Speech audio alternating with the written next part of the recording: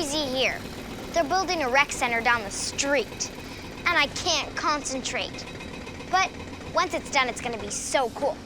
It's gonna have a big pool, and a basketball court, and a... They sure are using big, loud machines. It made me wonder the same thing Owen is wondering. How could they build those huge pyramids without using any machines? I don't know, Owen. It must have been really hard to build the pyramids without them. But by the end of the show, I'll find out how they did it. The Great Pyramids of Giza are humongous. If they didn't have big construction machines 4,000 years ago, they must have had something. Maybe finding out how we'd build pyramids today with big machines will help me find the answer. Hey, Zoe, you made it. Hey, Andy, I found out it took ancient Egyptians 20 years to build their biggest pyramids. How much faster do you think it could be done with the machines like the ones here? I'm not quite sure, Zoe, but it would take a lot less time and fewer people with machines like this. This is a backhoe. This is a great machine. You want to try it? Yeah! Great. Okay, Zoe, so this is the key to start it. Start the motor. This here is your steering wheel. There are lots of controls for Andy to show me in the backhoe. Okay, so forward and then reverse. This over here, if you pull back, lifts the bucket. They're not hard to understand, but mastering them is another story. Just turn the key. Yeah? Okay. So now, to move, you want to raise the bucket a little bit because it's on the ground. A little bit more. Good. That's good. Now we want to go in forward. You press on the brake pedal. There's a little bit of gas. Wow, I'm actually driving a backhoe. Okay. Okay, stop there. Use your brakes. Good. Now put your bucket down. Push down. Now drive ahead a little bit. I gotta try to get under it. Okay, now start curling your bucket up off the gas. And scoop it up. Curl your bucket up. Now go forward a bit more. Careful. Now curl your bucket all the way up. Off the gas, off the gas. Good girl. Bring it up. Back her up. You did it. Picked up the rock. This makes it a lot easier than doing it all by hand like the ancient Egyptians. It sure does. For example, this machine's arms are made up of levers that make it easy to lift something heavy. The digging bucket has teeth or wedges to help it cut into the earth. Hey, this machine doesn't have wheels like the backhoe. I got a question about that from Jana. Why do some machines have treads instead of wheels? Are these the treads? Yes, I call them tracks. How are they useful? Well, they're much wider and longer than wheels, so it helps you move better over uneven ground. So if this was sand in the desert, like where the pyramids are, the bulldozer would move easier than a machine on wheels? Yeah, the weight of the machine is spread over a larger area. So in sandy or muddy ground, it won't sink. They can push really heavy objects too. All right, let's try it. Turn it on. Pile of dirt, here I come. Bucket up a bit. Lifting the bucket. Good. There you go, good. Keep going. Nothing can stop me. Good, keep going. Good job. That's how the dozer works.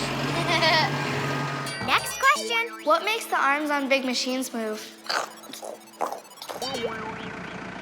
To make these arms move, it requires a hydraulic pump. The engine pumps hydraulic oil through small parts called pistons. And that is what makes the arm and bucket move. The hydraulic system uses liquid, like water or oil, to make things move. The ancient Egyptians didn't have those things, but they did have water. They could have used the water to help them build the pyramids. It's possible. Water can create a lot of pressure, which could be used as energy. When you push on the plunger on this large syringe, you can see how the plunger on the small one moves up, even more than the amount you move the large plunger. That's what the pistons in the backhoe do, but they use oil instead of water. Cool. It's like when water shoots out of a syringe, but water's hard to squeeze. It moves through the wide end of the syringe and into the narrow end. The water has to go through a tiny opening, so it moves faster and shoots out. That's basically how hydraulic pumps work in a backhoe.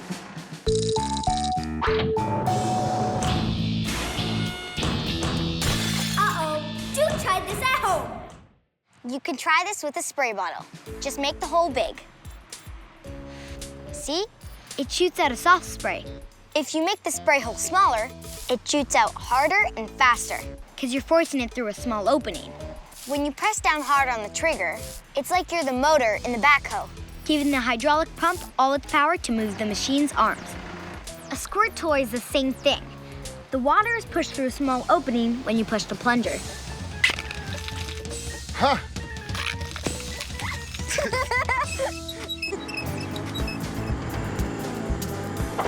This is one of the coolest machines here. It's called an excavator, and it's used to dig really deep into the ground and move big piles of earth. It can spin 360 degrees, and it gives me an idea for... my great challenge! Okay, Johnny and Sadie, are you ready to climb into this mighty machine and get to work? Yeah! Each of you have to move a pile of earth from one place to another. The earth you move has to be as high as you can make it. For each 10 centimeters, you get a point. Then pick up a basketball with your excavator bucket, and that's an extra 5 points. The excavator spins all the way around, so if you get dizzy, don't throw up in there. Just kidding. Okay, ready? Let's do it. Johnny and Sadie each have 3 minutes. Get set, go. Go. Curl your bucket. Good. Stop right there. Good. Look at that bucket of earth. Good job. Wow. Swing over this way, nice and slow. Good, right there. And dump your bucket. There you go. Good job. That's a nice one. Nice, eh? Johnny's a natural. Good. Good job. Looks like Sadie's a natural too. Oh yeah. Good. Nice job. Good. Good job. Wow. Sadie sure is focused. Wow, good job. Oh yeah, that's gonna be a nice big pile. Good job. That one's gonna be hard to beat. Both piles are identical. Challengers are neck and neck. 15 seconds left. Hurry up, get it over there. Dump your bucket. Quick, quick, quick. Nice and quick, all the way. Good job. Time's up. It was fun. I feel like I did a pretty good job. I think it would be fun if someone did this for a job. Johnny's pile is 121 centimeters for 12 points. Sadie's pile is 133 centimeters for 13 points. Sadie's ahead. Now for the basketball challenge. Challengers have to scoop up the basketball and dump it on their pile. First one to do it gets 5 points. Okay, let's go. Curl the bucket a bit. Boom, up. Oh. Oh, Sadie almost had it. Boom up a bit. Oh. That was close. We'll try again. Now stick in nice and fast. Maybe we'll get it. Curl. Oh, it's right on the edge. Oh, good try, good try. Too bad. Hey, scoop it up. Looking good for Johnny. Scoop quick. All right, good, you got the ball. He's got it. Okay, dump your bucket. Yeah! He's a pro. So, to recap, Johnny got 12 points for his pile and 5 points for the basketball, and Sadie got 13 points for her pile. The winner is Johnny! Yeah! Good job. Don't you just love the power of hydraulics?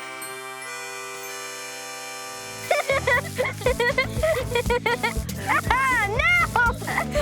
Ask a friend. Hey guys, what kind of big machine would you want to drive? Excavator, because I would be able to dig big holes. A wrecking ball because I like breaking stuff. A recycling truck because I know I'm helping save the environment. I would like to drive a bulldozer because you could break down a building with a flick of a handle.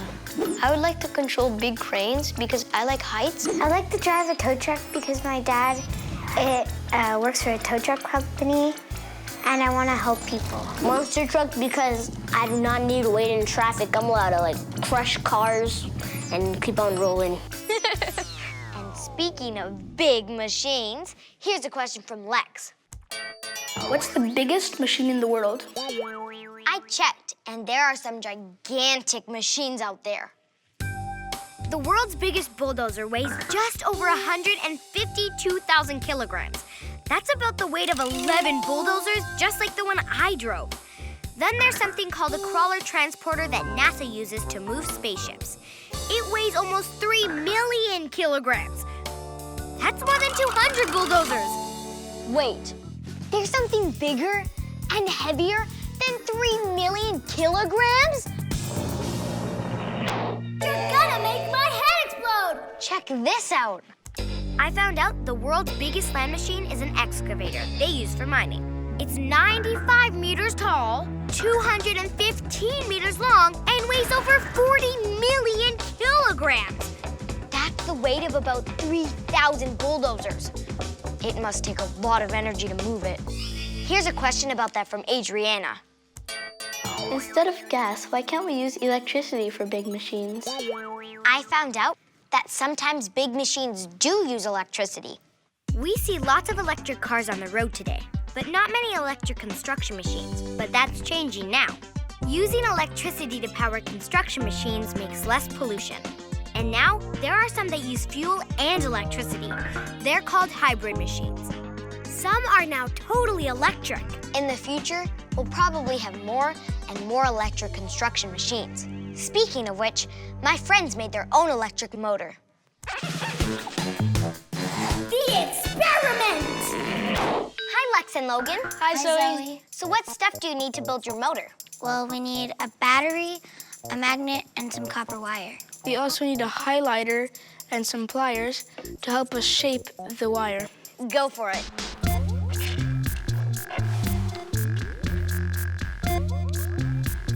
The top of the cable has to touch the middle of the battery, and the bottom has to touch the magnet.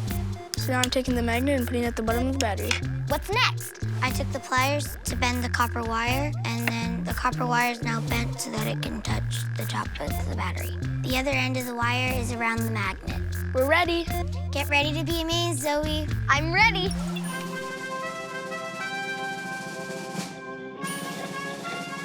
Wow, very cool.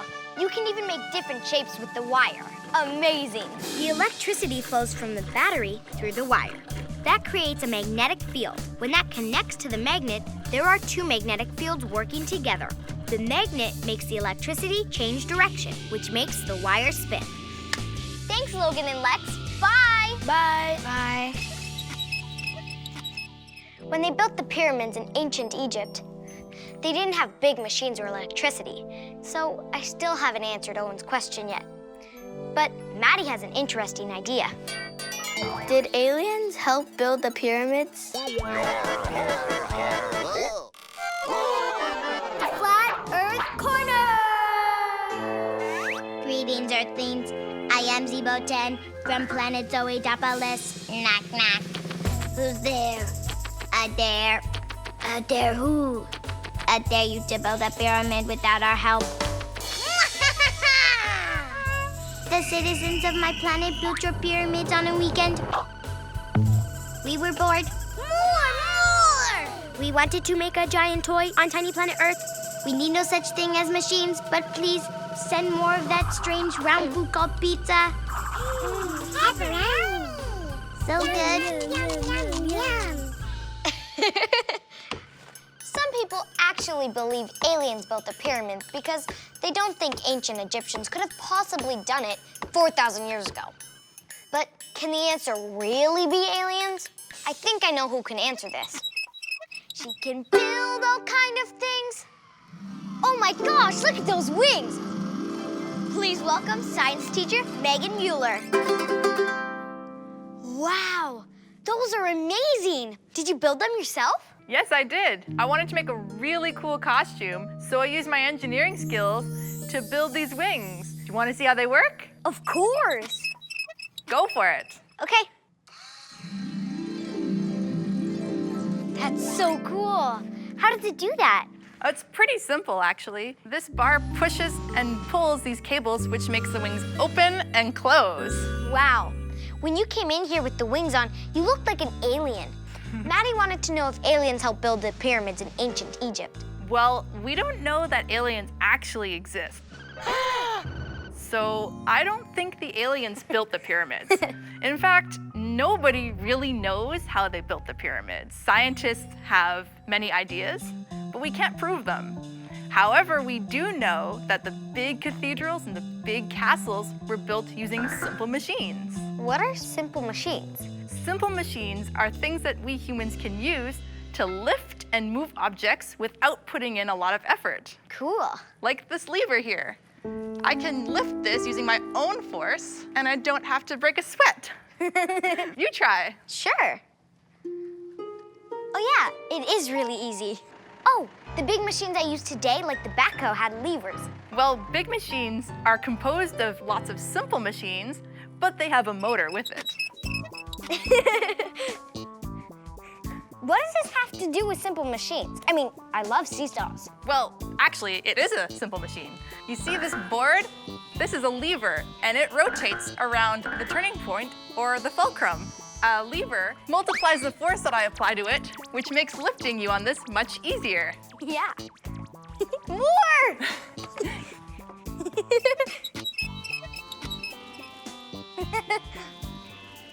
The bicycle has a wheel and axle, which are also a simple machine. The axle passes through the center of the wheel, and it holds the wheel to the bike while allowing the wheel to turn.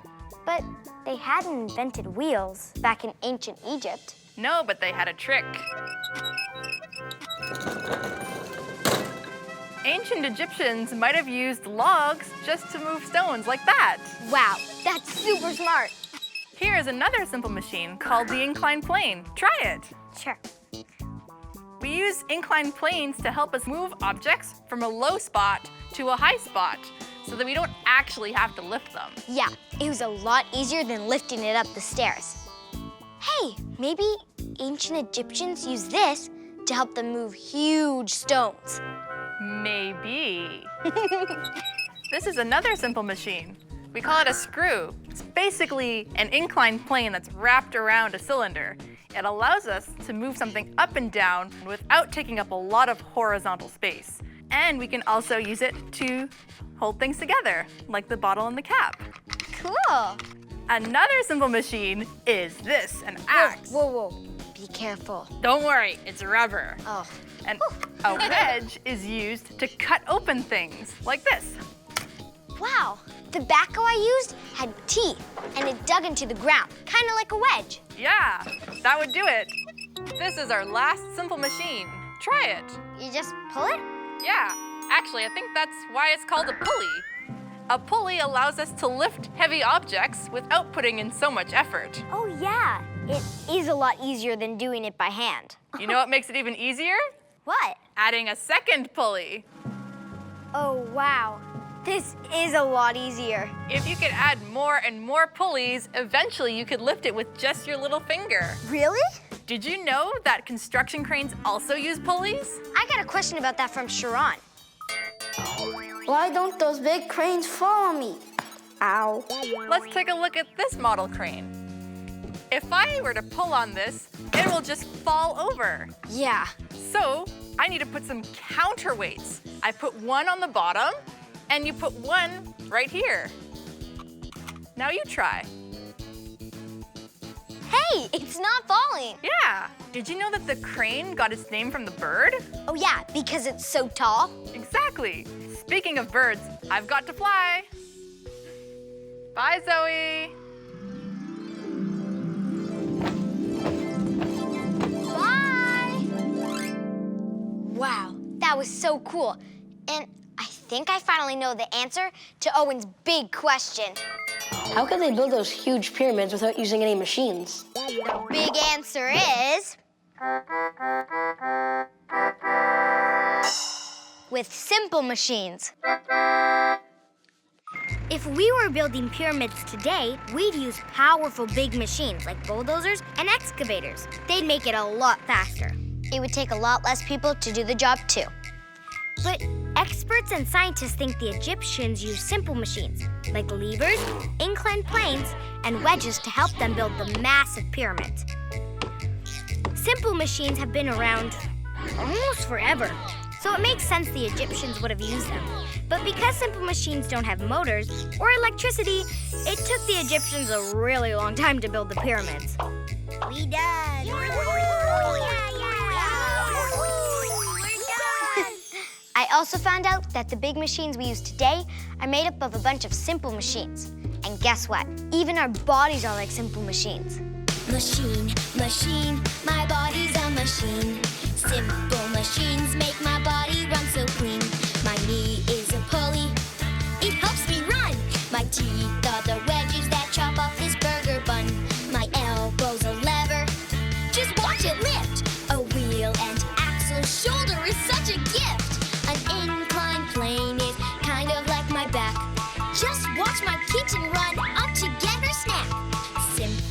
machines. My body has a few. You might even say this twisty hair is like a screw. Machine, machine, my body's a machine. Machine, machine, machine. I'm a machine. Wow, the construction of the rec center is really coming along. I, Zebo10, could build that faster than you can say knock knock. Meet me. See you next time for more finding stuff out.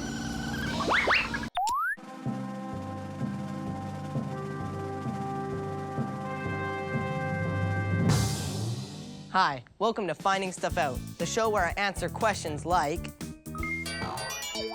When I build a tall castle, why does it fall down? I'm testing it out for you, Zachary. And so far, so good. Just have to put the last piece on and...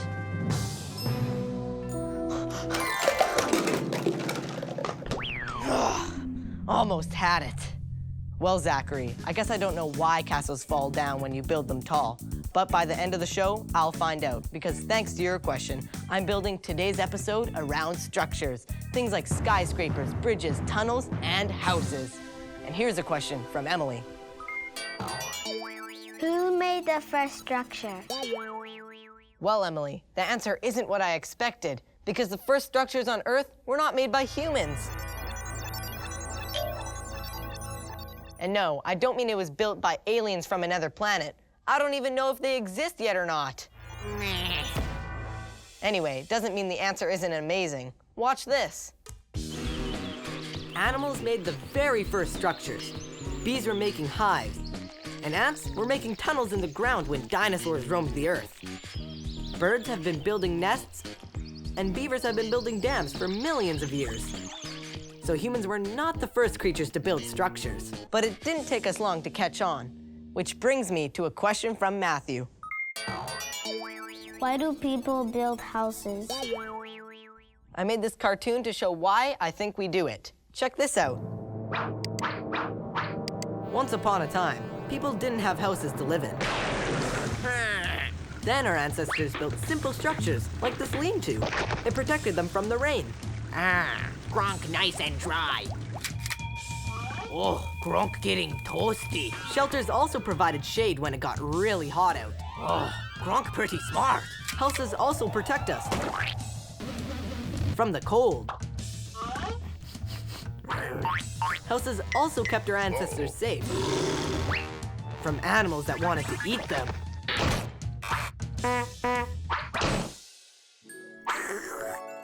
Uh-oh.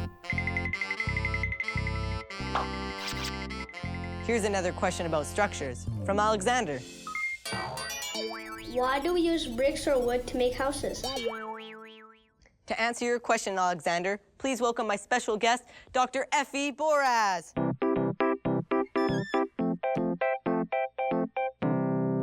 Hi, Effie. Welcome to my show. Hi, Harrison. I brought you something. A hard hat? I'm going to put you to work. Work? Huh. So Alexander wants to know, why do people use bricks or wood for building houses? Well, that's a great question. 'Cause historically, people would build with whatever materials they had around them. So if we had a lot of clay, then we would make bricks. And if we have a lot of wood, then we'd utilize wood. However, one material is more durable than the other. So to demonstrate this, I brought us some brick and wood. Okay.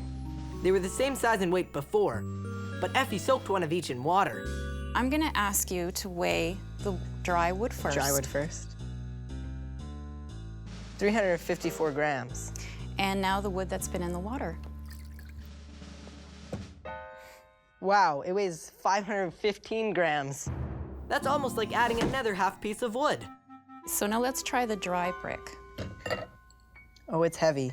1.97 kilograms. And the wet brick? Oh, it weighs 2.047 kilograms. The wet brick only weighs a tiny bit more than the dry brick. So what can we conclude from this? We shouldn't drink water that's been soaking in wood and bricks for 2 weeks? Well, other than that. That we should use bricks because the wet wood's gonna end up rotting, right? Right, because it's more porous, so it actually seeps up water. So modern houses usually use brick because bricks don't soak up water and eventually rot. But if you want to build something really big, you need something else, steel. So that's why you use steel for skyscrapers. Absolutely. Effie told me that skyscrapers are made of steel because compared to wood and brick, steel is stronger and more flexible. A skyscraper needs that because it can get windy up there. I'm gonna have you test that out right now. Wood versus steel. Let's see what happens when I jump on them. So let's try the steel first. So I just jump on this. It holds, but can I really jump on it? Oh, it's a bit like a trampoline. Right. Imagine, I'm like the wind pushing on it. Let's try the wood. Okay. Oh. It broke. Right. Unlike the steel, that isn't as strong, so it broke under pressure. Right. So does that mean wood is not as good of a material as steel or bricks? Well, they all have their plus and minuses, and you can try that out now. So we're gonna build a tree fort. Awesome. I'd like you to saw this piece of wood in half. Okay, I guess I should put my safety gloves on first. Absolutely. I'll help by holding this. Thanks.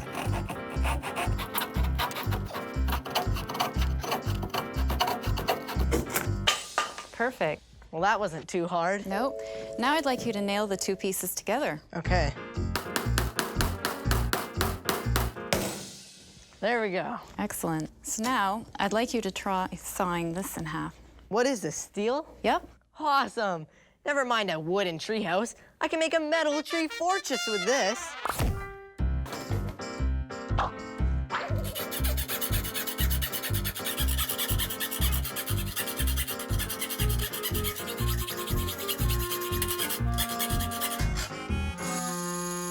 Is there a trick to this? No. I guess my dreams of a tree fortress are over. Well, you can still build a wooden one. Really? Yeah, that's why wood is so popular with smaller buildings, because you can use simple tools to build. And wood is still strong enough for a structure that isn't super tall, like a house. Absolutely. Will you come back later in the show to help me with my great challenge? Sure will. Great. Have you ever built a treehouse? I thought mine was going to be great, but wait till you see this treehouse.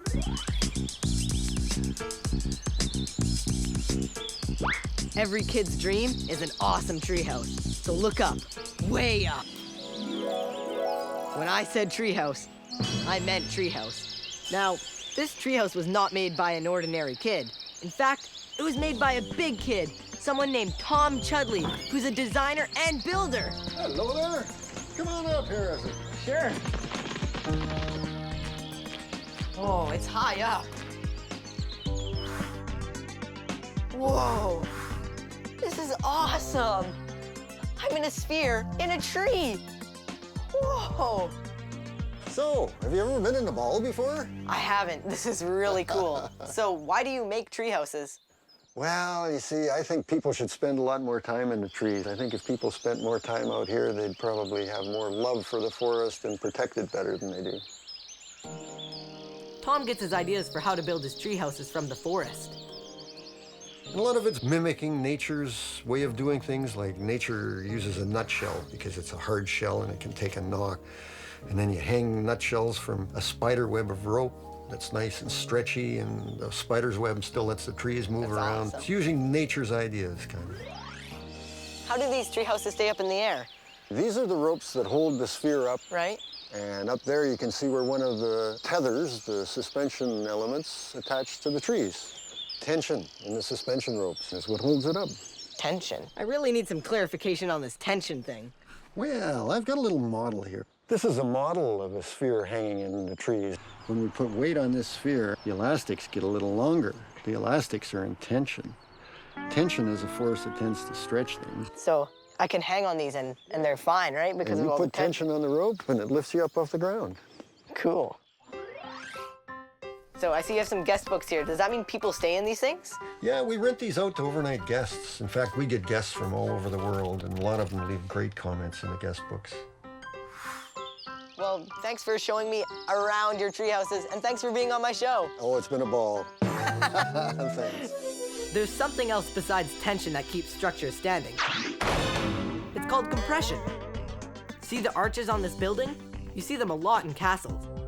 The stones at the top press against each other, making the building stronger. All this talk about tension and compression gives me an idea for a song.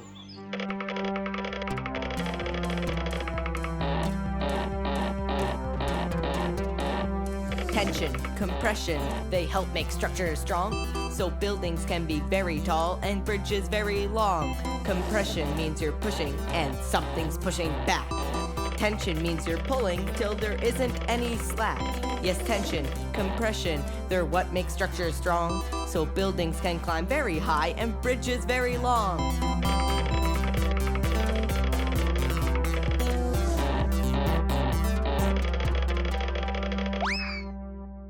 Now you can find out for yourself what compression feels like.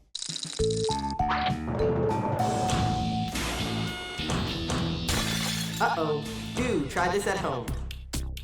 Okay, ready? This is how you can make an arch. And Jessica, Sophia, Massimo, and Kevin are going to show you how to do it. If you have a family member that's not too much shorter or taller than you, grab them because you can do this too. We're going to start off by taking their palms of their hands and putting them together. And then they're gonna make a big arch. And they're gonna start to move their feet back like Kevin's doing right there. And there we go. This is actually compression, so if I push down, oh, that's pretty strong right there. Ugh. Whew. And let's see how this one is. Oh, that's pretty good too. Oh. If you're alone at home, you can try this too by doing it against the wall. Thanks guys for helping out. You guys held up well under pressure. And here's another question. How do spiders make webs? Well, a spider web is a very strong structure. Spiders spin webs with the silk they make in their own body. It's amazing. The entire spider web is under tension. Tension happens when, instead of things pushing together, they pull in opposite directions. When the spider attaches its web to branches like this, the web is stretched between the two. That's tension. Just like the cables that hold Tom's treehouse to the trees. Now here's a question from Mateo. How do bridges hold up? When we cross a bridge, it's usually high up in the air, so bridges have to be strong because you wouldn't want to fall into whatever's underneath it, especially if it's like what's lurking in. My Great Challenge! I say especially, because today on My Great Challenge, we have an especially scary challenge. Our challengers are going to have to build a bridge, but not any bridge over any old obstacle. It's a bridge over Dinosaur Valley. Today, I have two sets of challengers. Team number 1 is Massimo and Kevin, and team number 2 is Sophia and Jessica. Are you guys nervous to cross Dinosaur Valley? No. Well, that's good, because right now, we just have a boardwalk, which hopefully you guys can turn into a bridge. We're gonna need to suspend it in the air with something like a tower. What is the best material to make a tower out of? Well, I would make it out of either concrete or steel trusses. What is a truss? Well, a truss is simply a beam made out of triangles. Oh, well, I think we have an even better material today. Noodles and marshmallows. Well, better tasting, at least. So you have to make sure that your bridge is strong enough to hold up this Jeep full of paleontologists. The first one to build it successfully will be the winner. Are all of you ready? Yeah! Okay, and go. Both teams are starting to build the towers that will hold up their bridges. Team 2 has put the noodle through the marshmallow. Team 1 seems to be building the base of their tower. Good thing there's a lot of noodles. Team 2 is having a hard time getting the marshmallows to stand. We have some very complex engineering going on here with Jessica and Sophia. The materials are fragile. The trick will be finding the right shapes to make their structures strong. It looks like they're making like a tent right now. Right, that might work. But remember, it has to fit the dinosaur underneath it, guys. Still a little short. Oh, yes. Team number 2 is having a little bit trouble of keeping their poles up right now. Right. We have a stability issue. Yeah. And over there, it looks like we're making a, triangle. Maybe they're taking note of what you said about the trusses, you know? Right, absolutely, because the triangle is the strongest structure. Team number 2 is adding more support. Yes. They're starting to do the triangle things. And Right, so these triangles actually help this stay put. Remember, guys, that Jeep needs to the Jeep be needs stable. No, it doesn't. Team number 2 is looking ahead right now. Looking pretty good, girls. See, snap marshmallow. Oh, we have a problem with team number 1. How many more are you gonna snap? I don't know. You already snapped 3 and I snapped 2. Arguments between engineers. It happens. Team 2 is ready to test their bridge. But is it high enough to go over the dinosaur? We're done. You're done? Let's see. Will the paleontologists make it? I think it's good. And they did. Team number 2's our winner. Congratulations, team number 2. What do you think they did right with their structure? Well, I'm really impressed by this. What they did is they utilized the strength of a triangle, and they did it multiple times. So what was your strategy? Did you know you were going to do this right away, or did you kind of come up with it while you were building? Or? We came up with it while we were building. Wow. So now the paleontologists are not gonna get eaten. Yeah, the paleontologists are safe. Thanks for playing my great challenge, but both teams win a nice meal of noodles with marshmallow sauce.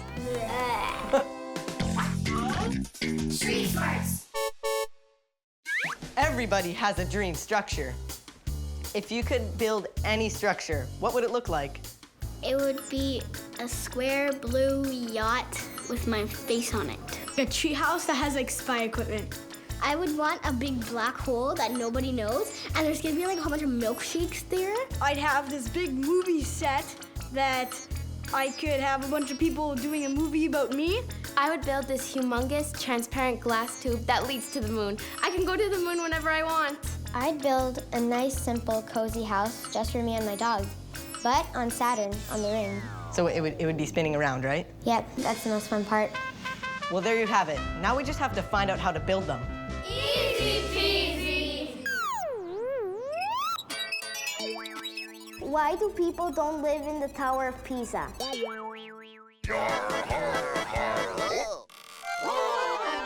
Flat Earth Corner! Why don't people live in the Leaning Tower of Pisa? Because they don't know what they're missing. That's why. What a change from boring places with level floors. You'll always find your marbles in my tower. And if you buy now, I have a nice little unit on the top floor that I'm selling for 20% off. Did I say 20% off? I meant 50% off. And I'll include a parachute for every member of your family. What are you waiting for? It's perfectly safe. Or my name isn't Viotta Salvi, the 12th century architect. Uh-oh, I mean, what was that, Mama? Yes, Mama, I'm coming. Her Venetian blinds are stuck again. Actually, the Leaning Tower of Pisa was built as a bell tower, so it would have been very loud to live there anyway, if you could. But even if it had been meant to be lived in, you couldn't. Its foundation wasn't deep enough to keep it standing up straight. The foundation is the part of the building that's under the ground. And the ground there is also soft. So not long after they built it, almost 900 years ago, it started to shift. It took the people who designed buildings hundreds of years to learn how to make safe structures, especially really tall ones. That's why today, when we build skyscrapers, we dig very deep foundations to anchor them into the ground, so they can climb safely into the sky. Not like the Leaning Tower of Pisa. And that brings me back to the question that laid the foundation for today's show. When I build a tall castle, why does it fall down? Well, Zachary, the big answer is...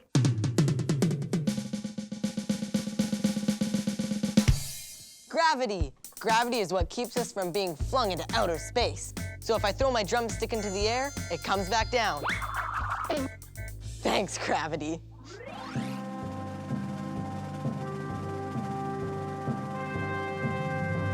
But the downside of gravity is that anything heavier than the air around us, like a castle, will fall down unless it's built with a lot of support.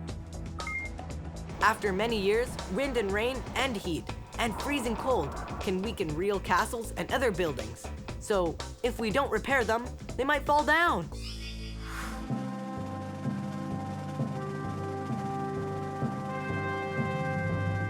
case of a castle like this, it also has to do with something called the center of gravity.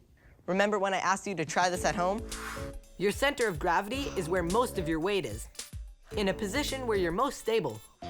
But if you shift your weight away from the center of gravity, you, or a structure like a castle, or the Leaning Tower of Pisa, will become unstable.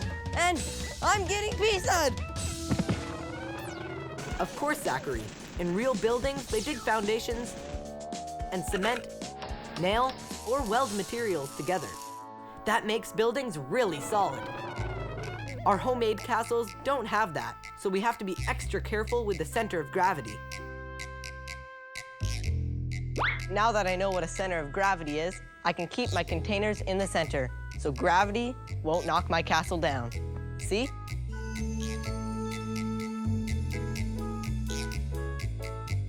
Yes! Ta-da! Oh well. I guess practice makes perfect. Thanks for watching Finding Stuff Out. See you next time. I wonder if my neighbors have a beaver that I can borrow.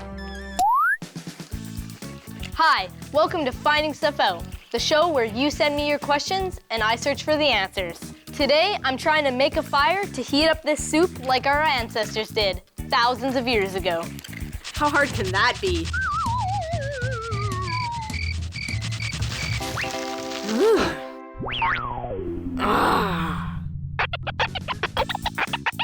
I've been at this for a while now, and I'm not getting anywhere. So instead of making fire, I'm just getting sore wrists. It's time for a break, and time for our first question. Why, when you get older, stuff will change? Yeah, Tristan. Why does stuff change when you get older? Everything's different now. It's all changed. When I was a young lad, things are really different. Oh, wait. I still am a young lad. Ouch. I think they make glue stickier than they used to. People are always changing the tools they use to help them go about their lives. So I don't know why things change, but by the end of the show, I'll have the answer. Here's a question. In the old days, did they use robots to milk cows? I wonder.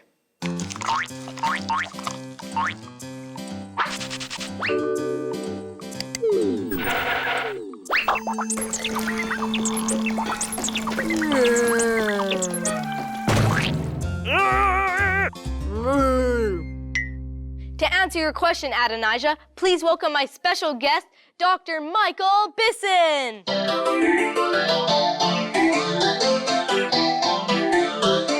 Hello.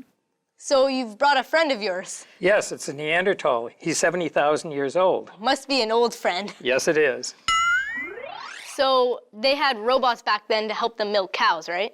No, I'm afraid robots were only invented within the last 100 years, and most of them within the last 50 years. Dr. Bisson says that in the old days, they milked cows by hand. And the big advantage of human hands is that they're very different from animal paws. Humans have fingers and a thumb that can touch the tips. They're opposable, and they can make the actually fairly complex motion necessary to milk cows. So Adonijah, while they didn't have robots when we started milking cows about 8,000 years ago, humans did make tools for doing a lot of other things. And a robot is a very complex type of tool. The earliest tools, however, were very, very simple. So I see you brought some of these tools with you today, right? We brought everything from very early tools, over 1 million years old. This is a hammer, and this was used to break nuts, to break into bones, to get at the marrow, just anything that required pounding. This is what's called a hand axe, and this was probably used to dig, to break through clay soil to get roots and other things that could be eaten. These two are the all-purpose heavy-duty cutting tools. By that time, they're hunting very big animals. Dr. Bisson says early humans became much stronger than us because they hunted those big animals with very primitive weapons, like this wooden spear.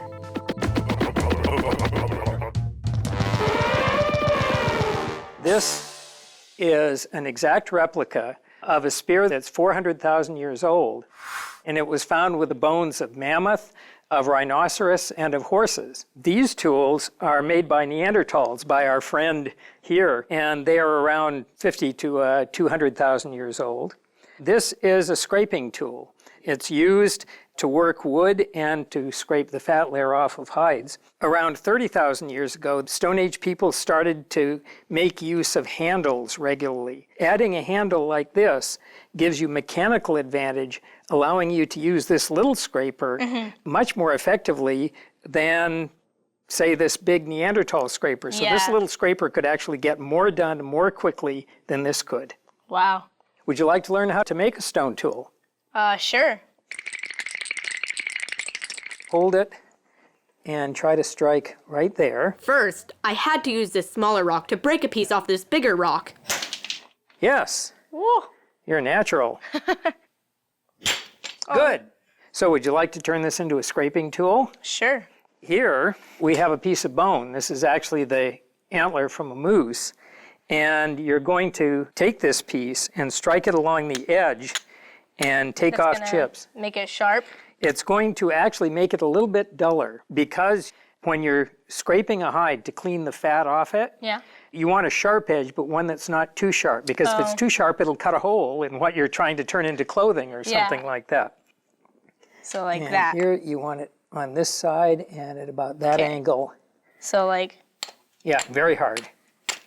Oh yeah, all the edges are coming off now. Perfect. So yeah, quit right there. You've got it. That's exactly the edge you want. So you've just made a Neanderthal tool. Yeah! Congratulations, you're a Neanderthal. Congratulations! Here's another question Michael can help us with. It's from Olivia. What did caveman write with? Yeah, what did cavemen use to write with? Cavemen actually didn't write at all because there was no written language. There was also no paper to write on. So they did, however, paint, beginning about 30,000 years ago, painted the walls of caves, possibly painted their clothing, possibly painted their bodies. So what did they make paint out of?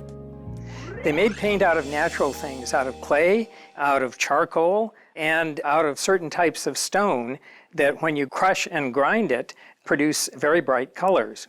Here's a piece of iron ore. Try to draw something on that paper with it. Oh yeah, it's like brown sort of. It's a reddish brown, but notice you can hardly see anything. Yeah. Well, just a moment.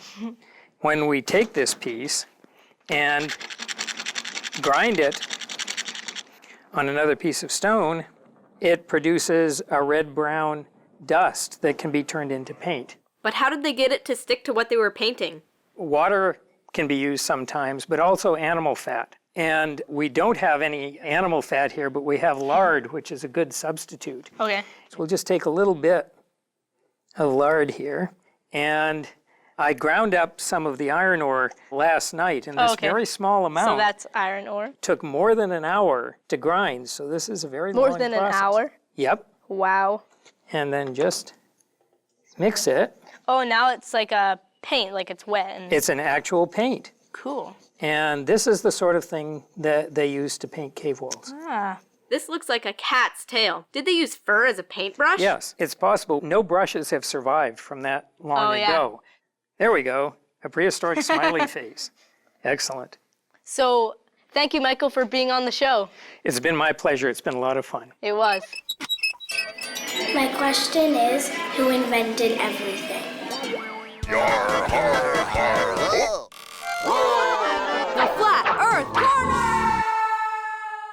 Humans will never be able to fly. If we were meant to fly, we'd have wings. I heard someone say that they believed that signals could be sent through the air. That's just crazy! And being able to talk to each other on some gizmo? Silly! And some people say you'll be able to record music and then listen to it later without the musician even being there. What poppycock! And other people think that one day we'll be able to watch some box in our home and see other people performing in shows. What, like this?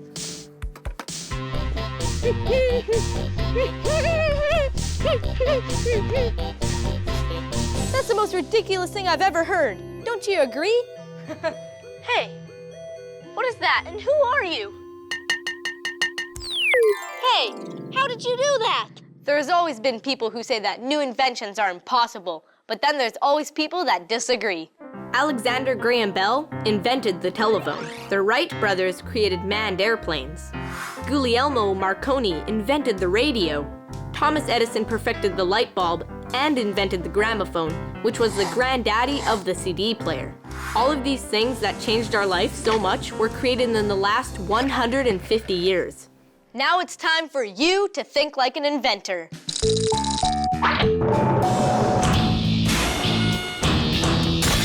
Uh-oh. Do try this at home.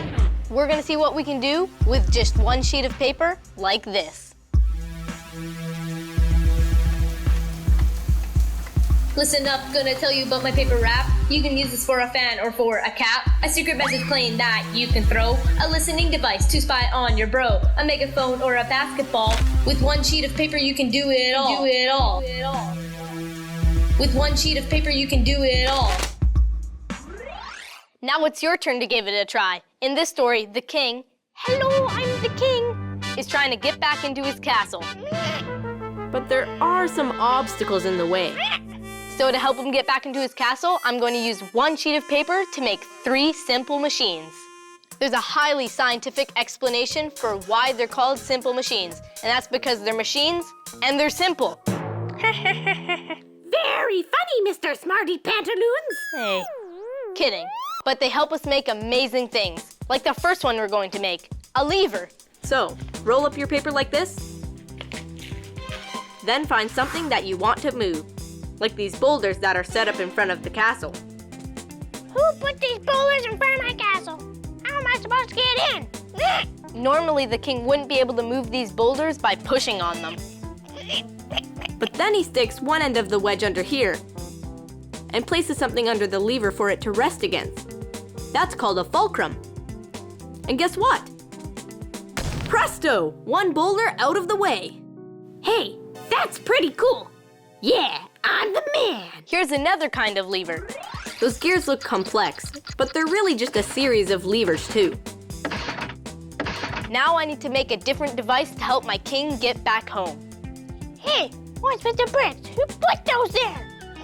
So fold your sheet of paper like this, lengthwise in half, then in thirds, then fold it again, like so.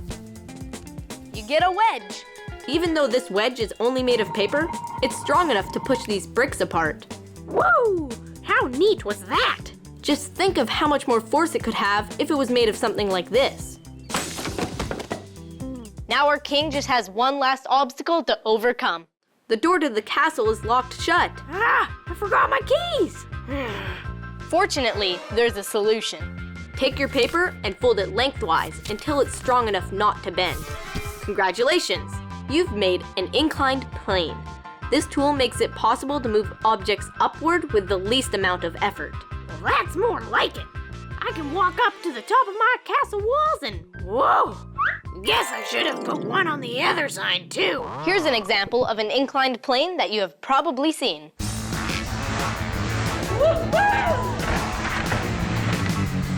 Here are ideas for tools that other kids would like to invent. If you could invent anything in the world that's new, so nobody's made it before, what would you make? A rocket skateboard. Some sort of shoe that could do anything that you want. I would make a flying car. Probably edible tape. A helicopter with airplane wings that can go back in time. A hockey stick that could shoot 2 pucks at once. Maybe flying shoes, I don't know. If you could invent anything in the world that hasn't been invented yet, what would you make? Rainbow popcorn. Harrison, I think I've just come up with an idea for the perfect invention. Edible, flying rocket shoes.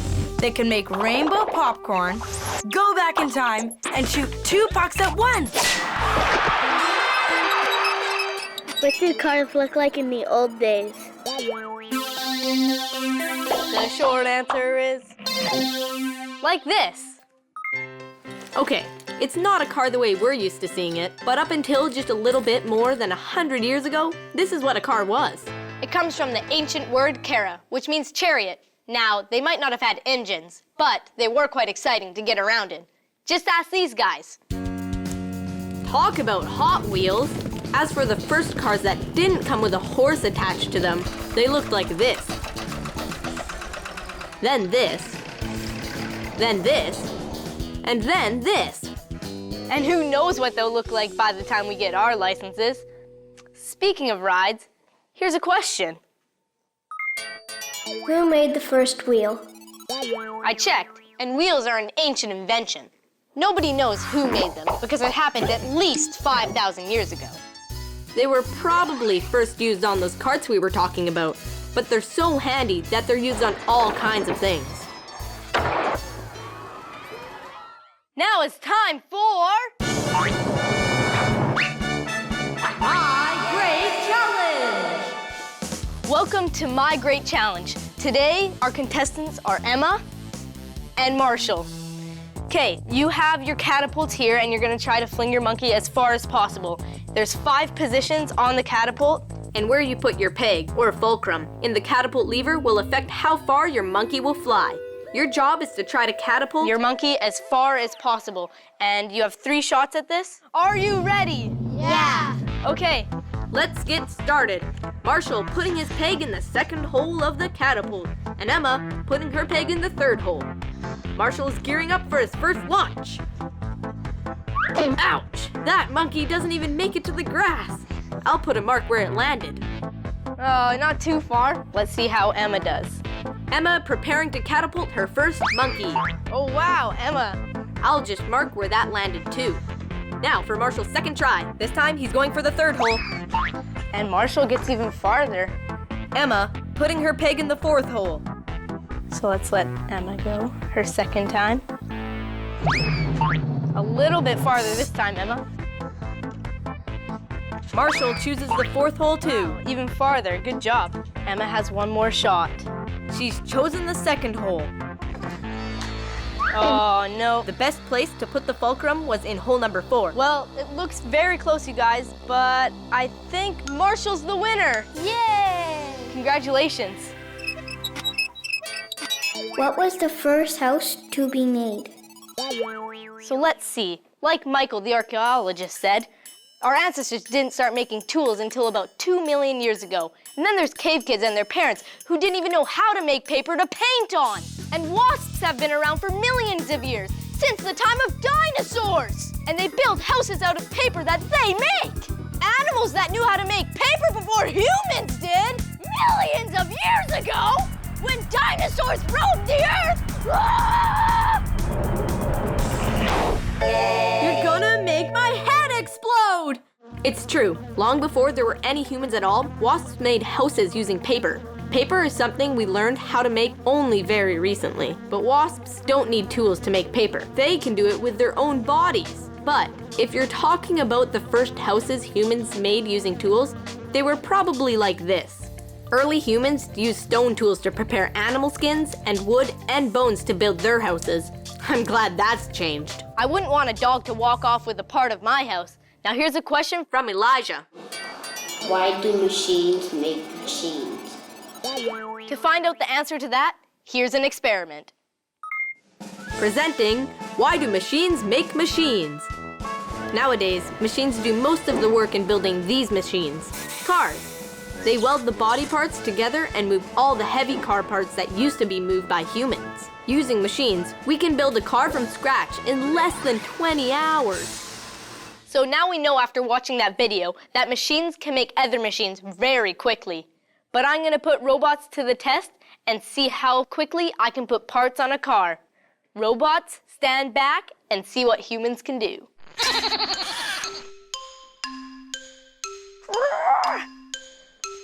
How come it won't go in? Wait, how did these even go in?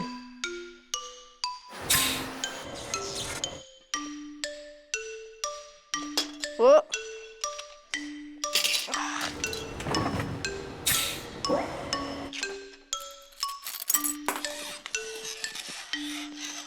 Don't worry, I'm just warming up. I'll show you robots how it's done.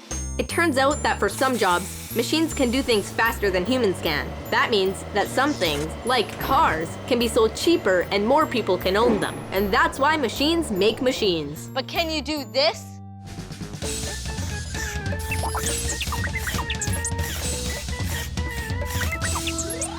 Well, we may not have reached a decision on who's the better dancer, but we have reached the end of my show. So it's time to answer the question that got this show started. Why, when you get older, stuff will change? The big answer to your question is... perfection. Yeah. It's human nature. Tools change very quickly. Take a look at these. Not one of them is more than 50 years old. That's younger than some of your parents. Look at this cell phone. Hello? Operator? Yeah, there's something wrong with my phone. It's too big! Look at this video game. It's one of the first ever sold. More than 35 years ago, this was as exciting as it got in the gaming world. Good times. In the swinging 60s, this was the space shuttle of calculators. Well, I never did get my fire to start, but fortunately, I have another way of heating up my soup.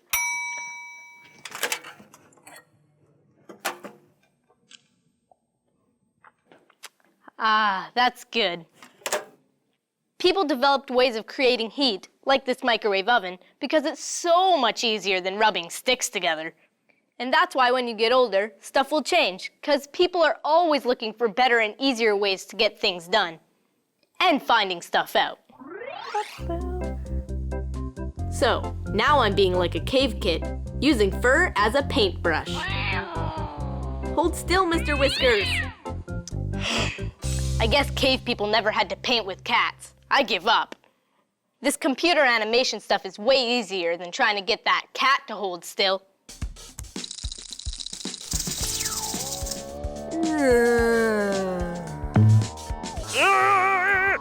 That's utterly ridiculous. See you next time for more Finding Stuff Out. Whoa, this lump of coal is hard. You're probably wondering why I'm trying to squish it anyway. Well, it's because of a question I got from Benjamin.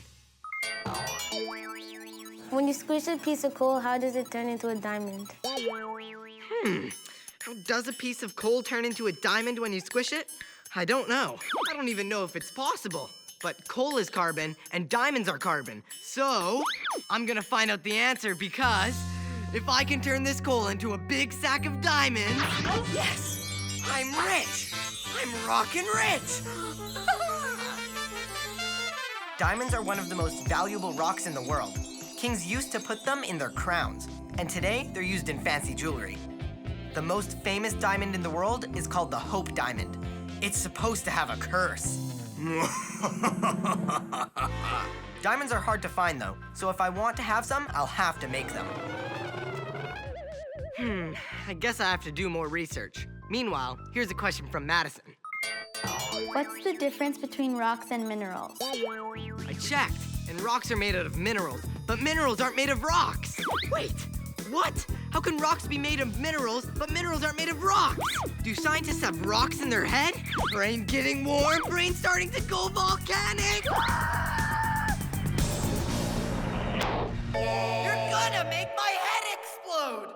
It might sound confusing, but I checked and it works sort of like this. Minerals are like the parts of a sandwich. The bread is just bread, lettuce is just lettuce, the cheese is just cheese, and the tomatoes are just tomatoes. But if you put them all together, and you make a sandwich. And this one's got my name on it. That's good too. Rocks are like the whole sandwich. Put some minerals together, and it's a rock. Also, don't talk with your mouth full, especially if you're doing a television show. Now here's a question from Leo. How does a rock become a rock? How does a rock become a rock? Let's answer it with some hard rock. Rock cycle, time to get down. Rock cycle down in the ground. When the pressure pressure starts, then things get hot. You're gonna get molten rock, smushed up minerals all combined to make the different rocks you find. Mountains are born, then they get worn down. New rock, old rock, switches around in the rock cycle. Yeah, rock on, rock it out. Now here's a question from Munir. How many kinds of rocks exist in the world? I don't know, Munir, but I know someone who does, and he rocks. Please welcome Matt Herod. Hey, cool rocks. Oh, thanks, Harrison. They rock. Rocks!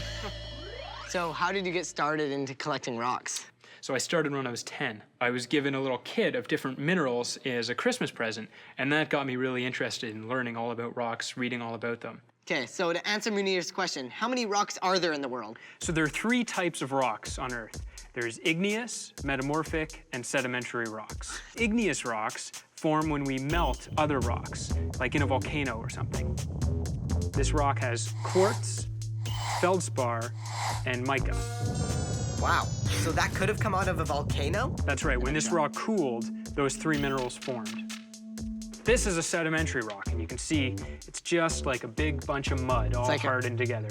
Sedimentary rocks form when we break apart other rocks, and the sand or the mud that forms washes down a river, and eventually it settles down, and then eventually it hardens to form a sedimentary rock. The final type of rock is metamorphic rocks, and they're formed when we take an igneous rock or a sedimentary rock and we bury it really, really deep in the earth. I found out that it's super hot in the middle of the earth. So these kinds of rocks melt down there and get squished together, right? Exactly. All that heat and all that pressure causes it to change into a metamorphic rock. So that's 3 ways that rocks can get made. But how many kinds of rocks are there altogether? Well, when we change the way that they form, different conditions, we can get all sorts of different combinations and make thousands of different types of rocks. This is your collection of rocks here. Is this your full collection? No, I have so many more rocks back home. I haven't filled up my attic, but I certainly filled up the basement and the garage. Well, Tatiana had a question about some rocks that are out of this world. Are rocks different on other planets than Earth? That's a great question. Some rocks on other planets are a lot like the ones we find on Earth. Others are completely different. So today I brought with me a sample of a meteorite. You mean a rock that fell to Earth from outer space? Exactly. Why are you putting that glove on? Because the grease on our fingers can actually contaminate the outer surface of that meteorite or ruin it if scientists want to analyze it. So here's the meteorite I brought. And you can see on the outside, it's all burned and brown. Yeah. Like I just took it out of my oven. But that's actually from when it flies through the earth, it starts to heat up, and then it gets this outer brown color on it. That's called the crust. So this meteorite's been cut in half, and we can see that the inside is all speckled with different types of minerals inside. Munir, Matt says that the rocks astronauts brought back from the moon and the ones that were studied on Mars show us that rocks from space can be different from ours on Earth. But scientists think that the minerals they're made out of are the same everywhere in the universe. In fact, we believe that there might even be a planet that's made of diamonds. A planet made of diamonds? If you found that planet, you'd be so rich. Yeah, it's really, really far away, though. That reminds me of a question from Malinka. Why are some rocks worth more than others? Yeah, so why are some rocks worth more than others? So the first reason is rarity. If it's really hard to find, and if there's not very much of it, then it's going to be worth more. The second is if it's really useful. If it's a mineral that can be used for something to help people, then it's going to be worth more. Oh, I heard iron ore helps make steel, which is used to build things like bridges and cars. Is that why it's worth more? Exactly. And the third reason is it costs more to get out of the earth, then it's going to be more valuable. That's why diamonds are so expensive, right? That's right. Diamonds are really hard to get out. They're really rare, and they're both pretty and desirable and useful. Cool. Can you stick around to help me find more stuff out? Yeah, my pleasure. Awesome. Now here's another question. This one's from Gianni. What do you use rocks for?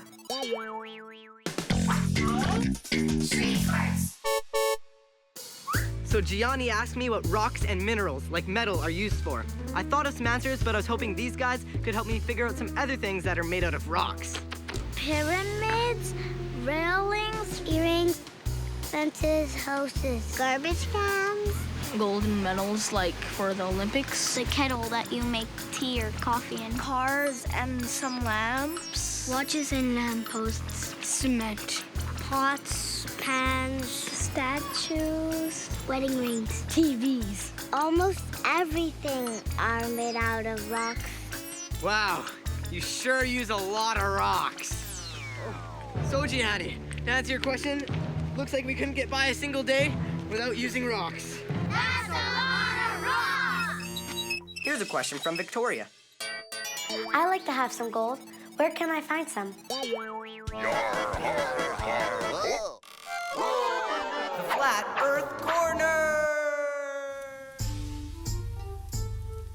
In medieval Europe, scientists called alchemists thought they could actually turn common metals like lead into expensive metals like gold.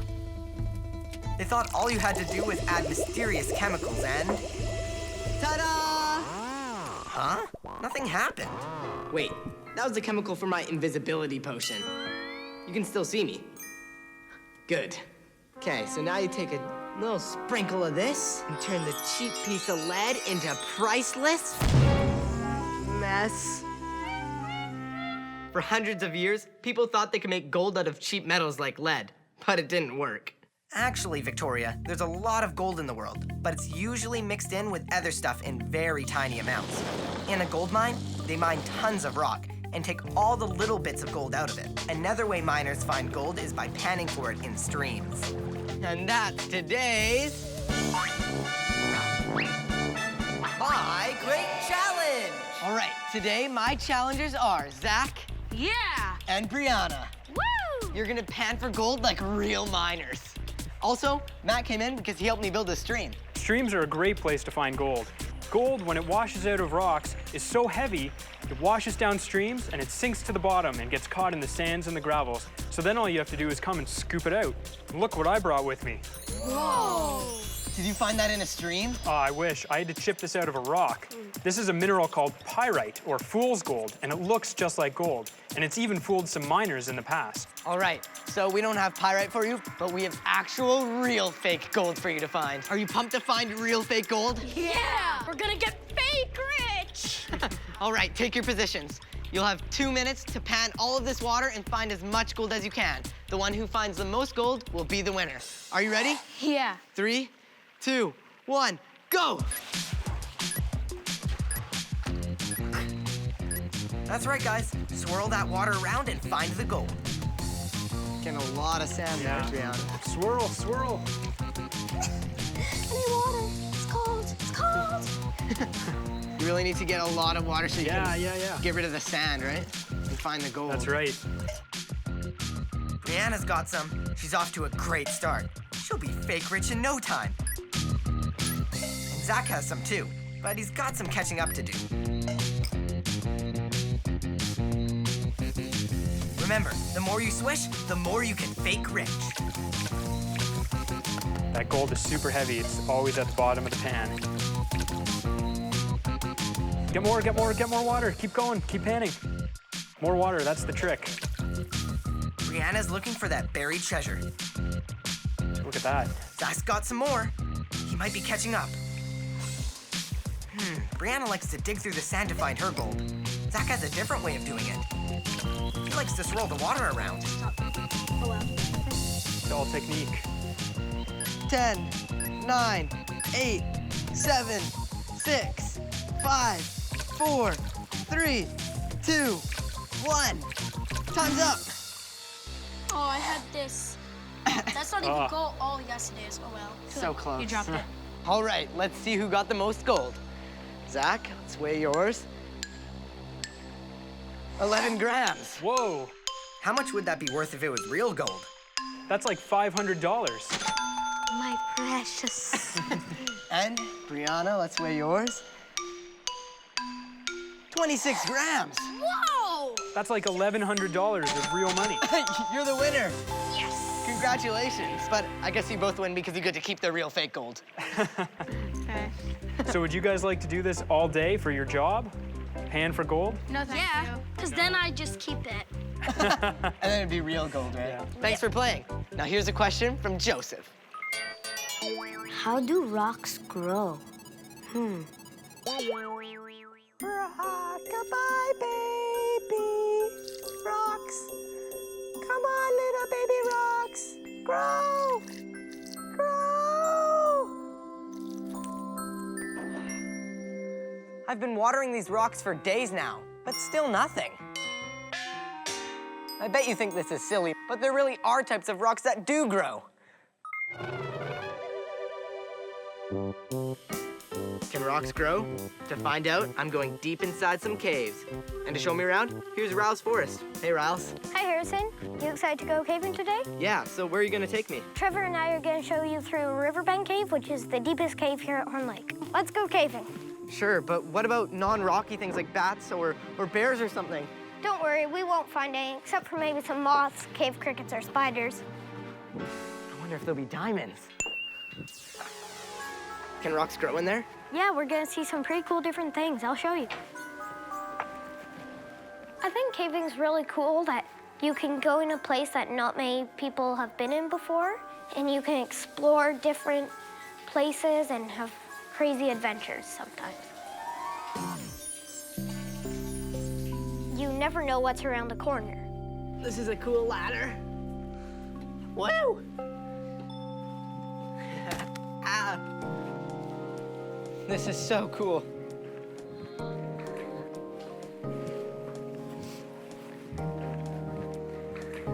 Wow. Can you see rocks growing in here? All this white pretty stuff you see hanging from the roof and on the walls, you can always see them growing. It's called calcite. So it's when the water flows through the cave and then picks up bits of calcium. And the rock has the calcium because it's made of dead sea animals, their shells and bones. So when the water picks up the calcium and then drips from the ceiling, it'll leave a little ring.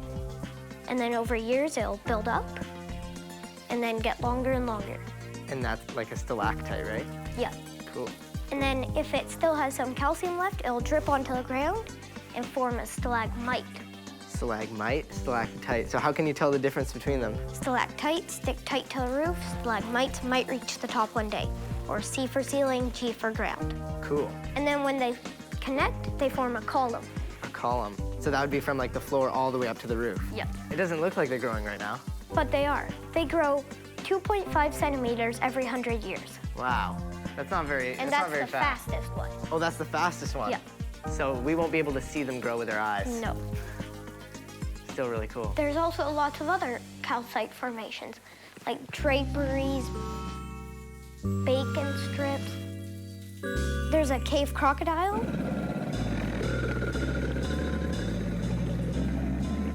A cave wolf. It's amazing, all the different ones. Yeah. I got one other cool thing to show you. Come on. Cool.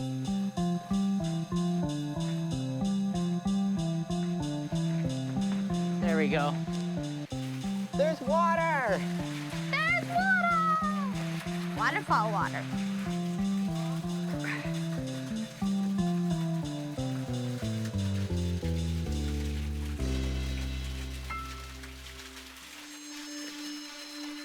Yeah, so this formation we're coming up to is called the Ice Cream Waterfall. It's actually 3 stories tall. Wow, this is so cool. Oh, and it looks like there's diamonds. Don't touch it. If you touch it, it'll kill it because calcite is like crystals, kind of. So when the water flows through with the calcite, it'll catch on crystals and keep building up bigger and bigger. But if you touch it, it'll break them down, and the oils from your skins will break them down. So if you touch it, it can't grow anymore. Oh, that's no You good pretty then. much kill it. Oh no. The crystals look a lot like diamonds. Are you sure they're not diamonds? I'm sure. Is there diamonds in caves though? Some caves in other parts of the world, you can find diamonds, but not in these caves. Darn. So you wouldn't happen to know how to squish coal into diamonds, would you? No, sorry. Darn. Well, thanks, Riles, for being on my show and showing me all these cool caves. Thanks for being interested into caves. Oh, and I know one more thing that caves and rocks are really good for.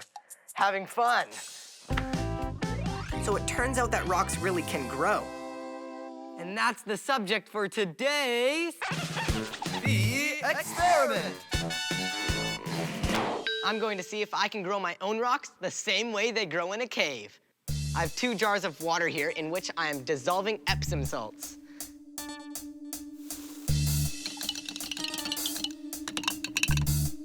Then I'm taking this string with 2 weights attached to each end so that it'll sink to the bottom of each jar. Then I'm gonna slide this plate underneath and wait. As you can see, a week later, I've grown some stalactites and the start of some stalagmites. Pretty cool. Going to the caves with Riles was pretty fantastic, but I still want to turn coal into diamonds. So I'm trying to squish it using these elastic bands. And in a minute, I'll reveal it and then answer the question that started me on this rocky road. When you squish a piece of coal, how does it turn into a diamond? Well, Benjamin, the big answer is...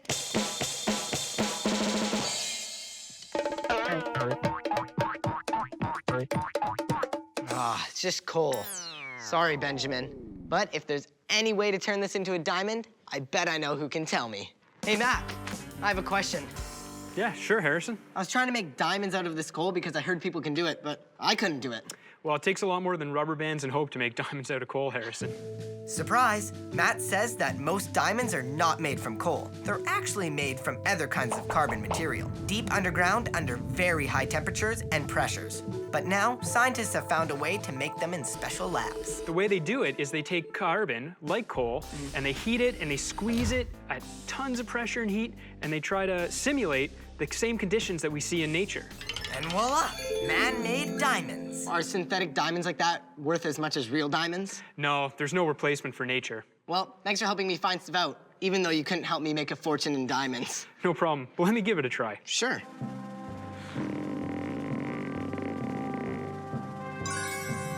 What? How did you do that? Magic hands.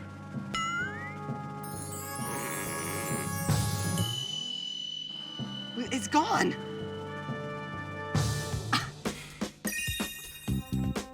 Rock on, Harrison. Wow. Hey, Rocky, check out what happened at the cave. So just remember, if you're going down and you kick a rock down, just remember to yell, rock, so that everybody below you knows not to look up when the rock's falling down. Hey, you know what? This is really cool. This rocks. This rocks.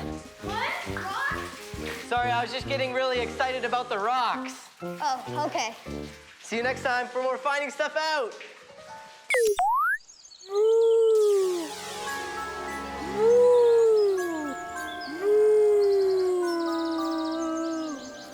Hope I didn't scare you. This is a moose collar, and that moo was a moose call. I'm using it because today I'm going into the woods to explore a place that I've had a lot of questions about, including this one. Do we need forests? Well, Julia, I don't actually know. I mean, it seems like a nice place, but do we really need forests? What do you think? I don't know. By the end of the show, I'll have the answer. Meanwhile, here's a question from Alessandro. Is it bad to cut down trees in the forest? Flat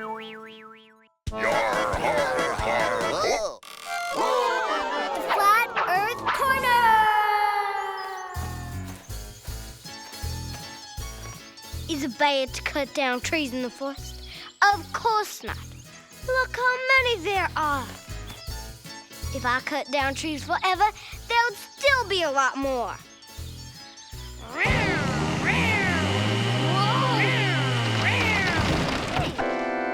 Where'd all the trees go?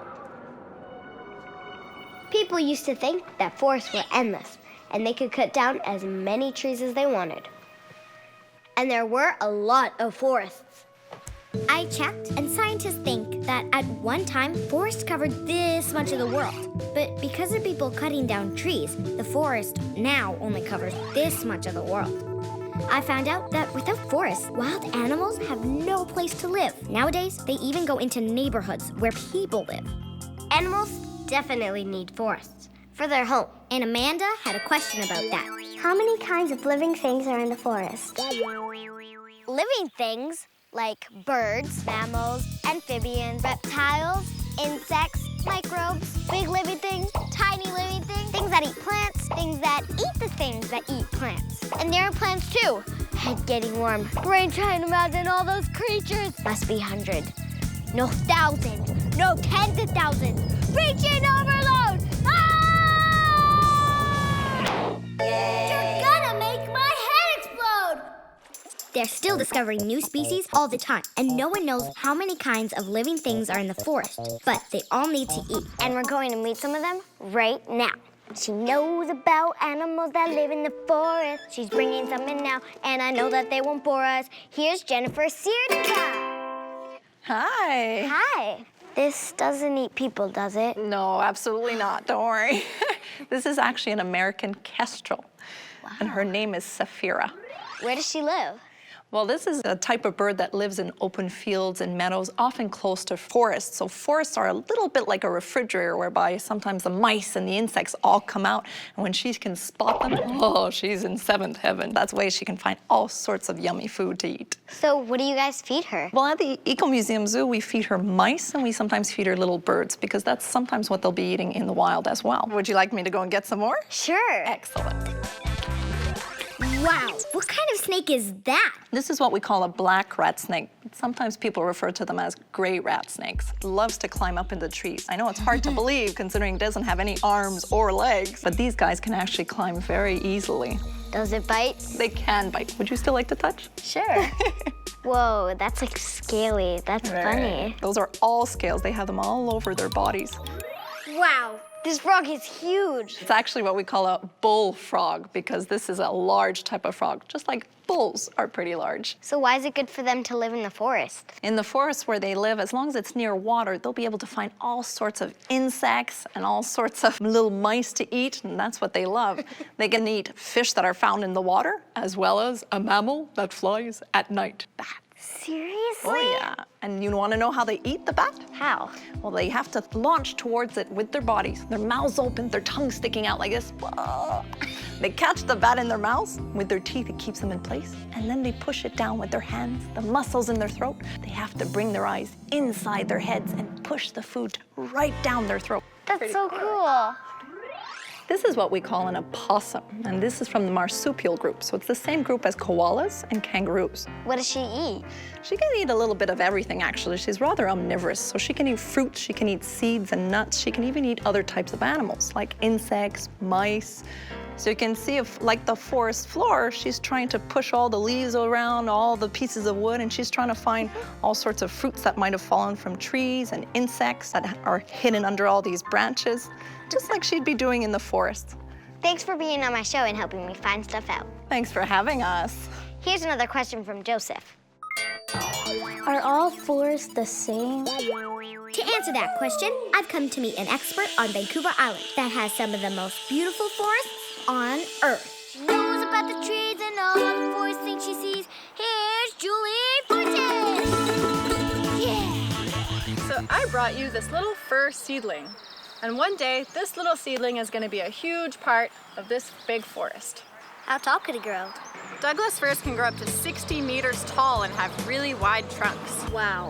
So the kind of forest that would live in is a forest like around here. It's a temperate rainforest. The kinds of trees we would find here are especially the Douglas fir, but also things like this arbutus right behind us. The arbutus is a very interesting tree because it sheds its bark in the summer instead of shedding its leaves in the fall. What other kind of forests are there? There are tropical rainforests. Like the jungle in the Amazon? Yeah.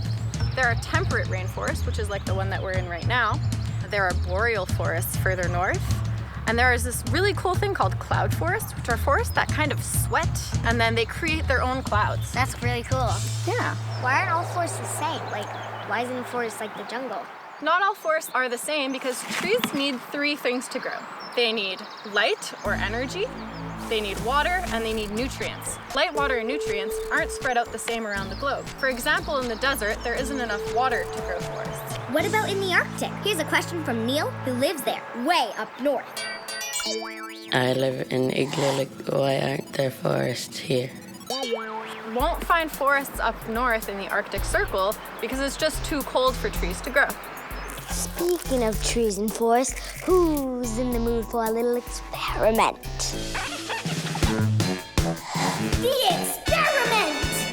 Did you know you can tell how old a tree is by counting its rings? Not these kind. Not those kind of rings either. These kind. I asked my friend Kashvi and Noah to count some rings. In the spring, trees grow very quickly, slow down in the fall, and then stop in the winter. This creates a tree ring every year. I think mine's about 23 years old. I think mine's about 37. Wow. But that's so small. Yeah, and that one's big. I wonder why this one's older, but it's smaller. Well, I found out it's because trees are just like people. They grow in all different sizes. It also depends on where the trees are growing. Rings tell you a lot about climate change, like if the tree had enough water or how hot or cold it was that year. A wide ring means a tree had what it needed to grow, but a skinny ring means it may have had a tough year. So because rings are not all the same, they're tricky to count. I think this tree was born in 1932. That's like when my great-grandmother was born. Well, mine was born in 1894. That's like when my great-great-great-great-grandmother was born. That seems pretty old, but I found out that some trees have thousands of rings. The oldest is not that big, but it's still 5,000 years old. That's 5,000 rings. Imagine counting that. My tree is 120 years old. Mine's 84 years old. Bye, Zoe. Bye. Thanks, Kashvi and Noah. Now here's a question from Andrew. What do we get from the forest? Off the top of my head, I know that we get wood for houses like this. And we get paper from trees in the forest. Try living without toilet paper. Thank you for that one, forests. I checked, and there are lots of other things that we get from forests. And that's the subject for today's My Great Challenge! Today's challengers are Aiden and Tristan. Yeah! Justin and Sterling. Yeah! So Aiden and Tristan, your team Oak. Justin and Sterling, your team Pine. You see those items on the table, right? Yeah. Your challenge is to pick up what you think is made from things from the forest. The team that guesses the most correctly and the least incorrectly wins. Let's pull branches, to decide who goes first. And Team Pine wins, so you guys go first. But wait till I blow my super moose signal. 3, 2, 1. Time to move. I think we should pick the hockey stick. Yeah, it's made out of wood. It's a good idea. What about Paper is made out of trees, right? I don't... yeah. So we should maybe take that. Yeah. We should take maple syrup. It's made in springtime from trees. Should we take the birdhouse? It's made from wood. What about this mask-looking thing? Yeah, it looks like it's made of wood. What about this book? It's made from paper, so it's probably from trees. Yeah. What about this toilet paper? The paper is made from trees. Yeah. Now can we try the electric guitar? Yeah, maybe. The rocks are natural. I think that's cool. It's still natural. Let's take it. Yeah, it's true. We should take that. I don't know what it is. I don't know what it is. Is it butter? We should probably take it. Oh, paper. Yeah, paper. Maybe take that t-shirt. Yeah. Yeah, this box. Maybe this bouncy ball. Maybe. So just take ping pong balls. There's nothing else we can really pick. Both teams are done. They did not pick the rubber boots, plastic container, or the rubber tire. Are you sure everything on your table comes from the forest? No. I forgot to mention, you lose a point for every wrong answer. I'll give you one chance to put everything back that you don't think comes from the forest. Back the guitar. Yeah. Maybe you should put that butter. And what about this ball? Yeah, sure. Yeah, these ping pong balls Or plastic. Yeah, and they're ping pongish. Okay, Team Oak, you have 6 items that you thought came from the forest. Team Pine, you have 9 items that you thought came from the forest. So the good news is, everything that you put on your table came from the forest. Yes! Yes! But the bad news is, everything that you put down or didn't pick up also came from the forest. It was probably easier to figure out stuff like paper, maple syrup, or the hockey stick. But I found out that ping pong balls and fabrics can be made from tiny fibers from plants and trees, just like paper. Margarine can be made from palm tree oil. Rubber balls and tags are made with the help of rubber trees. That plastic container is made from oil, and just like coal, it's a leftover of forests that grew hundreds of millions of years ago. So, what are you guys most surprised about? The ping pong balls and the guitar. Yeah, the guitar. Yep, it's made of wood, but it's painted and varnished. Well, thanks for being on my show and doing the challenge. You're welcome. Now I'm going back to the forest to see what else comes from there. I have a few guests who know the forest really well. This is Natanis and her family. This is Shia. This is Sequitin. And this is Hallie, and that's Natanis. They're members of the new Chinook First Nations, and they live here in a forest on Vancouver Island. Natanis, why is nature so important to your culture? Forest was everything to us. Instead of going to a grocery store, we would get all our food from here. Everything that we used to stay alive, our shelter, our food, or even our clothing. And sometimes we don't even notice the smallest little things was used for everything. Say what you're sitting on, Zoe. This is called sphagamos. And sphagamos was picked, and then all the sticks were taken out and to make it really soft, and they were used as diapers. Wow. It was the very first disposable diaper, and it was actually good for the environment. Shia brought you a basket. Wow, it's so beautiful, thank you. I can't believe it's made of the forest. I'm so excited. This is a salmon.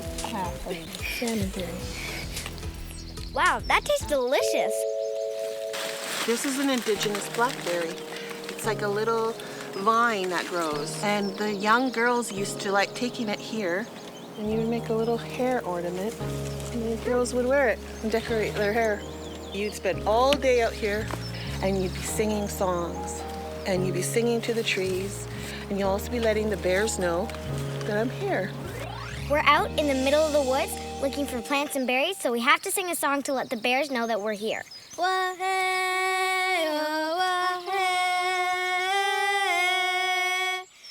Bears hate surprises. If you surprise a bear, he might think you're threatening him, and he could attack to protect himself. Singing lets him know that you're coming and don't mean any harm. Bears like to be alone, and usually they'd much rather be out of your way.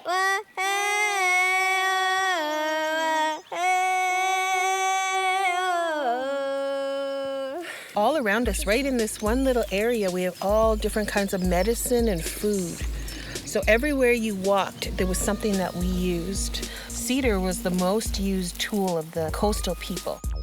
Huge canoes would be made out of this, and they would be pounded into very fine fiber, and they would be made into clothes. I never thought that you can use so much things in the forest. Thanks for being on my show. You're welcome, Zoe. I think we're getting closer to answering if we need forests. Animals for sure need forests. And we need a lot of stuff we get from forests. But are they good for anything else? I think I have time for a couple more questions. How do forest fires start?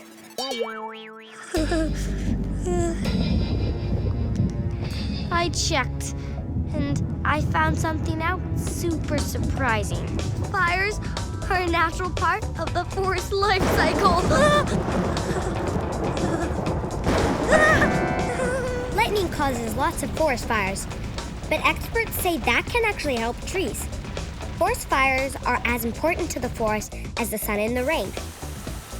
Some trees, like these giant sequoias, depend on fires to reproduce. Their cones need heat to open and release their seeds. Ashes make great tree food, and more sunshine gets through, helping new bushes and trees grow a lot better. This is good for animals looking for food, but some fires can be really bad. Hey, where did everybody go? It's bad for forests when fires get out of control. Most forest fires are caused by one living creature. Can you guess which one? Nope. It's this creature, humans. When you're finished toasting your marshmallow, make sure the campfire is out. Here's a question from Pierce. Does the weather change because of forests? I did a little research, and to answer that question, I've made an animation. Forests affect the weather and climate in a lot of ways. First, they draw a gas called carbon dioxide out of the atmosphere. Carbon dioxide is a greenhouse gas that heats up the atmosphere. So having forests help keep the Earth's temperature from getting super hot. And forests create shade, keeping things cool beneath their leaves. Their root systems absorb water, which helps prevent flooding. Cool. Without trees to soak up water, rivers could flood more easily and deserts could spread because the water runs away instead of being stored in the trees. Don't you breathe easier knowing that forests are taking care of us? Hey, that gives me an idea for...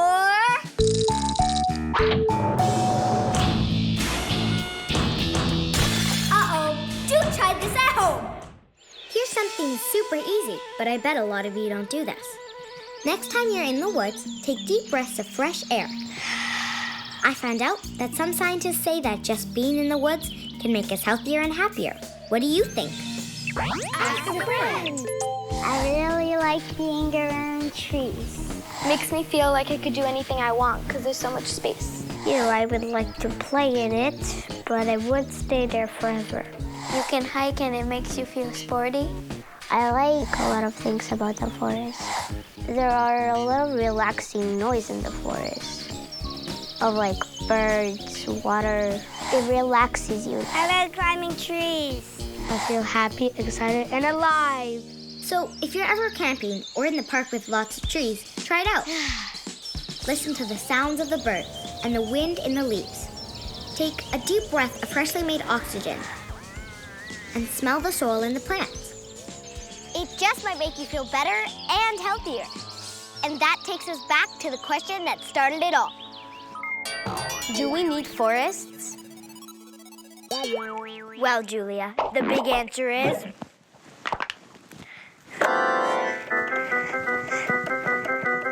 yes. And I wrote a song inspired by your question. The forests are a swinging place for monkeys, moose, and bats. Bears, raccoons, wolves, and weasels, it's their habitat. Tigers, bugs, gorillas, snakes, orangutans, and bees. The world looks different when you see the forest for the trees. Wood for houses and for warmth, chairs and piano keys. Toilet paper, cardboard boxes, and tissue when we sneeze. Achoo! Medicine and furniture and oxygen to breathe. The world looks different when you see the forest for the trees. That's my show for today. See you next time for more Finding Stuff Out. I think I'll hug a tree. Ow, you're prickly. Maybe I'd be better off hugging a moose. Moo! Moo!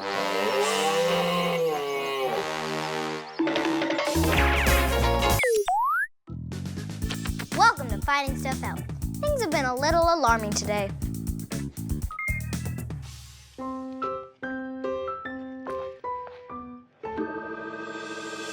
I found out the snack I was eating was poisonous. I'm eating poison?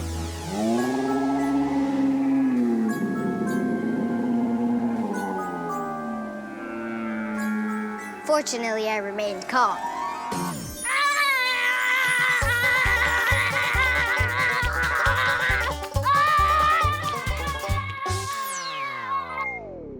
Okay, maybe not so calm, but turns out I was fine. Sort of a funny story. I I read grapes are poisonous, but I didn't finish reading the sentence. Turns out they're poisonous to dogs, but they're totally healthy to us people. Wait,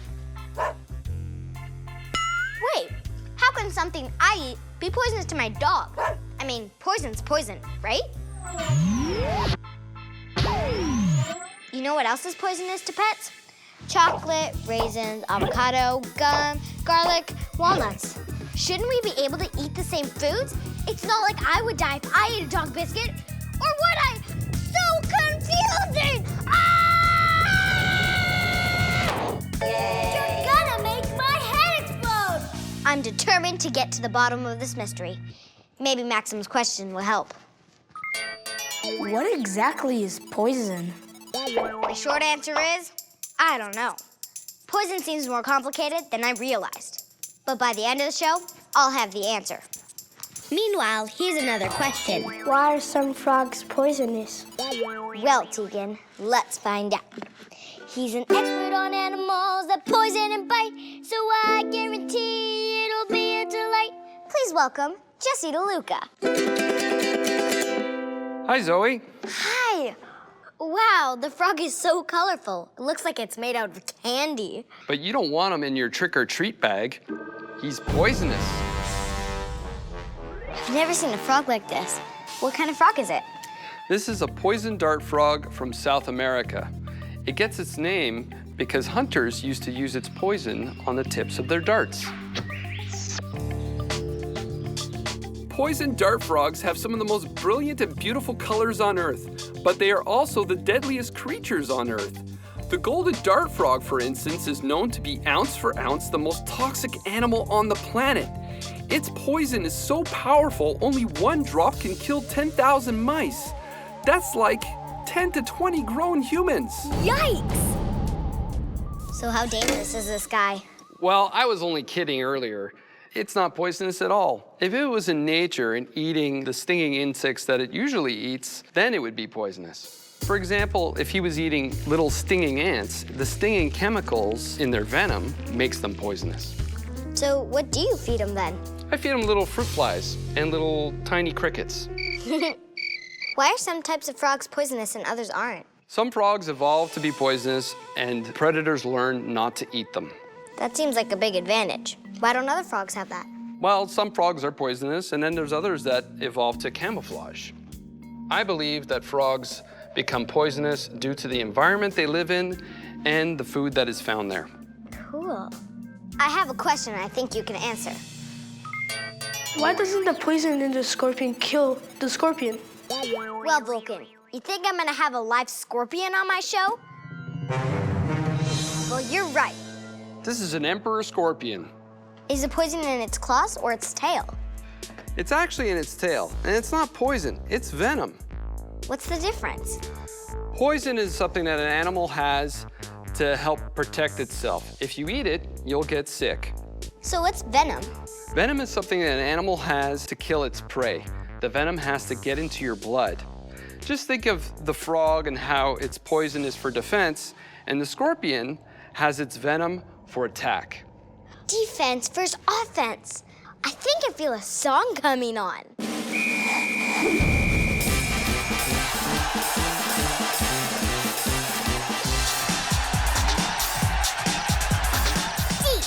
Defense. You can't eat me. Offense. I'm so hungry. If you want a piece of this, I'm in the mood to pitch. If you want a piece of this, I will make you really sick. If you try to take a bite, then you might be dead tonight. With my venom, I'll attack. I will paralyze the snack. But I won't eat you today. You're not tasty anyway. Yay, team! Sorry about that. Sometimes I just feel a little musical. No problem. So how does the scorpion actually use its venom? The scorpion uses its venom with its stinger. It stings its prey to paralyze it. What would happen if it accidentally stung itself? Some scorpions have anti-venom in their bloodstream that prevents them from getting hurt from stinging themselves. But if too much venom is released, it can end up killing itself. Wait, if it stung me, would it kill me? Scorpions can kill small animals. There's only a few scorpions that can actually kill humans. Oh, phew. But if you were to get stung, it would affect you. It would hurt. That reminds me of another question I got. Can you hold a tarantula without being bitten? Well, Anjali, we're about to find out. It's actually best not to hold a tarantula. This is a Brazilian black tarantula. I'm gonna guess it has venom instead of poison. That's right, it has venom. It uses its venom to inject its prey to paralyze it. This one actually doesn't spin any webs, it hunts down its prey. Do all spiders have venom? Because they don't have teeth, yes, all spiders do have venom. But their venom isn't very strong on humans. It's more like a wasp or a bee sting. Yikes. Ask a friend. What would you do if you saw a tarantula or a scorpion? Run for your life. I would faint. I would take a stick and get it off. I would scream and cry and run away. Take it off my leg and then squash it. I would have a heart attack. I would shout, "Ah, tarantula!" How can we actually avoid being stung? You just want to leave it alone. If you don't bother it, it won't bother you. So if you held the tarantula, would it automatically use its venom on you? It might, but it doesn't want to use up its venom. It doesn't have an unlimited amount. Well, thanks for helping me find stuff out. My pleasure. So tarantulas have to be careful not to use all their venom. Hey, that gives me an idea for... My Great Challenge! Welcome to the Great Tarantula Challenge!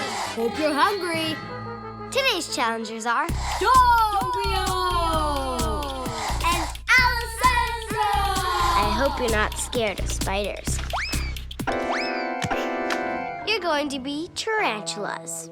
You each have giant venom squirters. You have to knock over your prey by squirting venom at it. But be careful, because you don't want to hit anything that tarantulas don't eat. Don't use too much venom, because when you run out of venom, you're done. Are you ready? Yeah! Okay, Dario, you'll go first. On your mark, get set, attack! Dario's going for an all-out attack.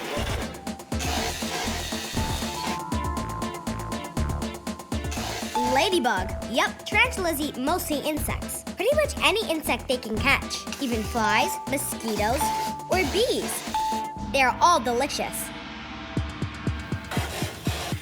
More venom pressure. Not easy to catch your lunch now, is it?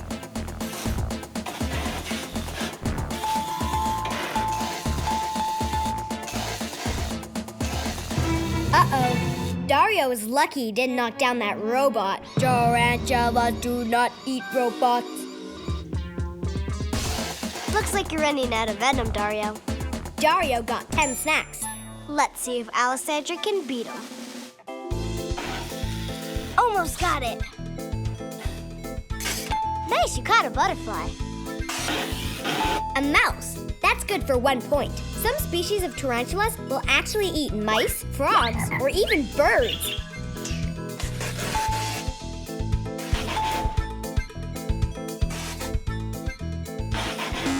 Nope, you lose a point.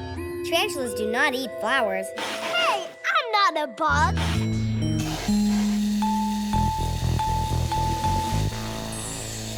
Okay, Alessandra, it looks like you ran out of venom. Let's see who won. So, Alessandra, you knocked 8 prey down. Yes. And Dario, you knocked 10 prey down, so you win! Yes. Thanks for playing. Oh, and because the challenge probably made you hungry, here's a snack. Of bugs. Well, that's an easy prey. And here's another question from Emanuela that you can sink your teeth into. How come some snakes are poisonous and others are not? Ha! You can't fool me. Snakes can be venomous, but they're not poisonous.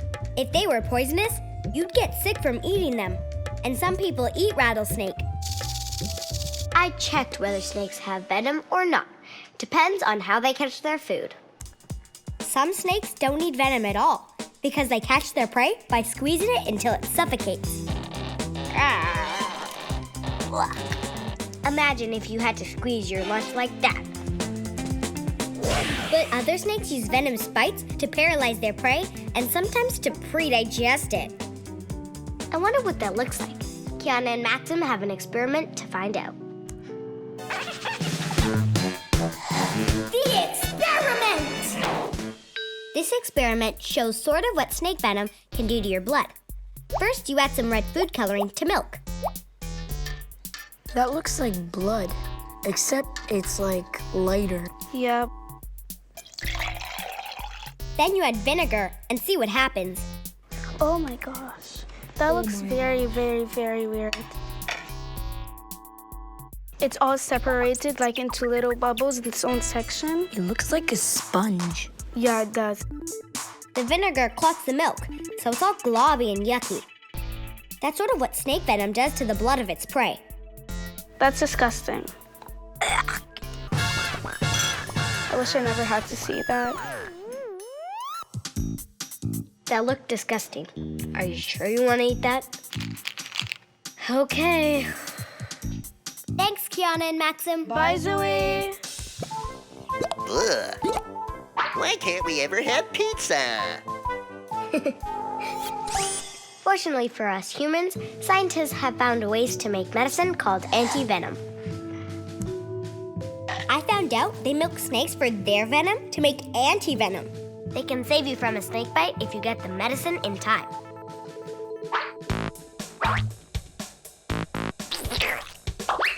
Snakes a lot.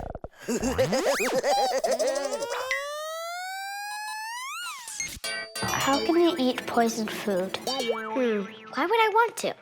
Well, turns out some people do want to. I found out that the pufferfish is poisonous to keep bigger animals from eating it. You know, in case the spikes aren't enough reason to find a different lunch. But chefs in Japan have a special way of preparing pufferfish that gets the poison out. There's just a teeny little bit left to make your mouth feel stingy. But if the chef makes a mistake, it can kill you. To me, that doesn't seem worth the risk. But all around the world, people have discovered ways to eat poisonous foods safely. I found out that in South America, they make flour from a plant called manioc, or cassava, which is super poisonous. To make it safe, first you have to scrape it, soak it, boil it, grind it into flour, and then cook it. That's a lot of work. Cassava is one of the most popular starchy foods in places near the equator, but it's poisonous if it's not prepared right. Even foods we find in the grocery store can be poisonous, like the leaves of rhubarb and potatoes. And speaking of foods we need to be careful about, How do we know if a mushroom is poisonous? Flat Earth Corner! There are lots of old wives' tales about when mushrooms are safe to eat. I should know. I'm an old wife. I've heard that if they grow in wood, it's safe.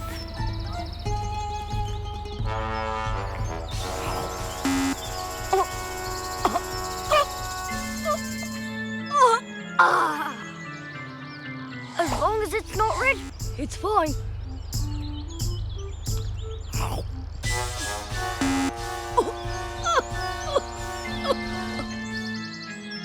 I heard if you rub the red off, it's safe to eat.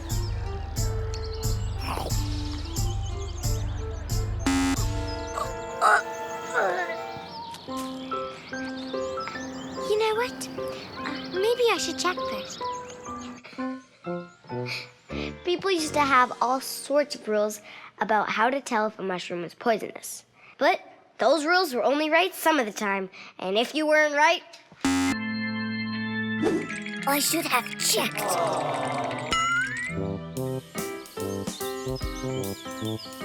To find out more about poisonous mushrooms, I'm on the hunt for them with mushroom expert Mary Burby and some of her students, Vivian and Anna. What kind of poisonous mushrooms can we find? Well, I can show you some of the pictures of poisonous mushrooms that have made people sick in this area. Sure. So this is the death cap here. And this is the destroying angel. Death cap, destroying angel? I can tell by those names that they're trouble. You are so right. The reason why they have those names is because if you eat a relatively small amount, like 2 mushrooms, then the poisons in the mushroom can completely destroy your liver. And fairly frequently they die. So if there's any group of mushrooms that you should learn to recognize by sight, it's the death caps and destroying angels. So you can always avoid those very carefully. Yeah. Oh, we're going on a treasure hunt for poison. Here, mushroom, mushroom, mushroom. There's one. Whoa, good job. That's really cool. Isn't it though?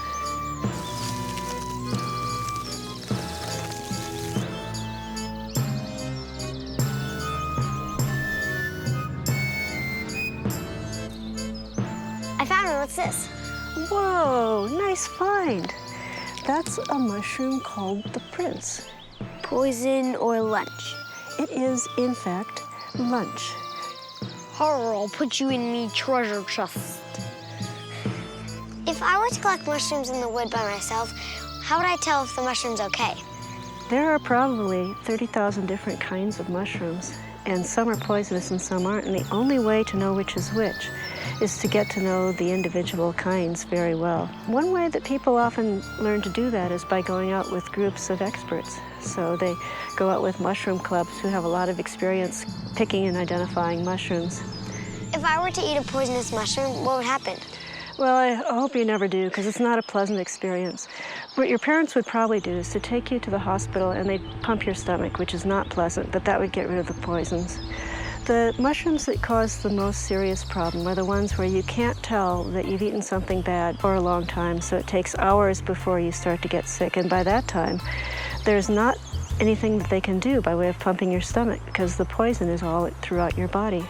And that's the problem with the death caps and the destroying angels. So I really hope you never get anywhere near those kinds of fungi. Okay, I'm convinced. I'm glad you're here to help. Anytime. We found a lot of mushrooms, but no death cap or destroying angels, and I want to see real ones. So Mary brings me to the Beatty Biodiversity Museum to see their huge mushroom collection. Shiver me timbers! Look at all these treasures! That's the right attitude. They are indeed treasures, and they're preserved here so that scientists all over the world can study them. Why are they all dry? The reason why they're dry is because a fresh mushroom only lasts about 2 or 3 days, and then it becomes just a mass of slime. So the only way to keep specimens so that scientists can study them in the future is to dry them down. There's some that actually go back older than your grandparents are. Some mushrooms have distinctive smells. You want to smell a death cap? Sure. Anna and Vivian said that the death cap, when it's dried, has a particularly disgusting smell. What do you think? Is that disgusting? I think so. Take a look at this one here, because this is the one that's deadly poisonous. And one of the characteristics of the death cap is that it's got this cup. So the stem of the mushroom actually comes from inside of a sort of a cup. And if you see a mushroom that has a cup like that, don't eat it, okay? Because most poisonous mushrooms of all have that characteristic. Thanks for helping me find stuff out. Arr. No problem, matey. Don't forget your treasure. I'm gonna eat you. If the frog's red, you'll end up dead. Maybe I'll eat your granola bar instead. Good idea. No one wants to eat something poisonous. Hey, I think that's the answer to today's big question. What exactly is poison? The big answer is... poison and venom are substances that help animals survive. The dart frog's poison keeps animals from eating it. So does the pufferfish's poison, though chefs have learned to outsmart it. I found out that even plants use poison to protect themselves, like foxglove, which is extremely poisonous if you swallow it. And if you think about it, even animals that use venom to attack are using it for survival. Their venom helps them kill their prey, and they use the threat of venom to scare us away. I'm definitely gonna stay away from poison, except for these green grapes. After all, I'm not a dog. See you next time for more Finding Stuff Out. Hi, welcome to Finding Stuff Out, the show where I search for your answers, no matter how shocking they are. And you might be wondering why I'm walking on this red carpet. Well, it's not like I was nominated for an award or anything, but if you wanted to nominate me, that would be totally awesome. Actually, the reason I'm walking around on this carpet is because I'm trying to answer a question about a mysterious form of energy. So if my calculations are correct and I've shuffled just enough... Ouch! That was more than I expected. Must have been the shoes. Anyway, let's start off with a question. Sorry, I forgot to turn the monitor on. That's better. It's from Lucia. Why does my hair stick to my chair? The short answer is, it's caused by a powerful force of nature.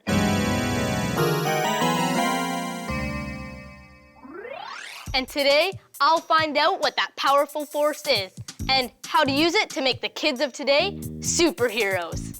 So now I have to find out why your hair sticks to your chair. It's probably something sticky.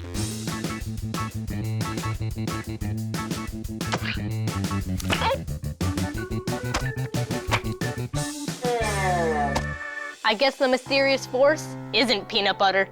This calls for an investigation and another question. This one's from Steven. Why do we need electricity? If cavemen didn't, then they survived. Here's an animated clip I made that should shed some light on your question. True. Cavemen didn't have electricity, but they did have another form of energy, fire, which back then wasn't easy to make. They could use it to cook and dry their clothes, or even as a light to read by. And for millions of years, fire served as a cheap substitute for family entertainment. Oh no! Grog's favorite show, preempted by Weather Network. Staying warm, cooking food, and entertaining ourselves are just some of the things that we use electricity for. Now here's a question. Why do so many things run on electricity? From the world of physics, please welcome my special guest, Mark Nantel!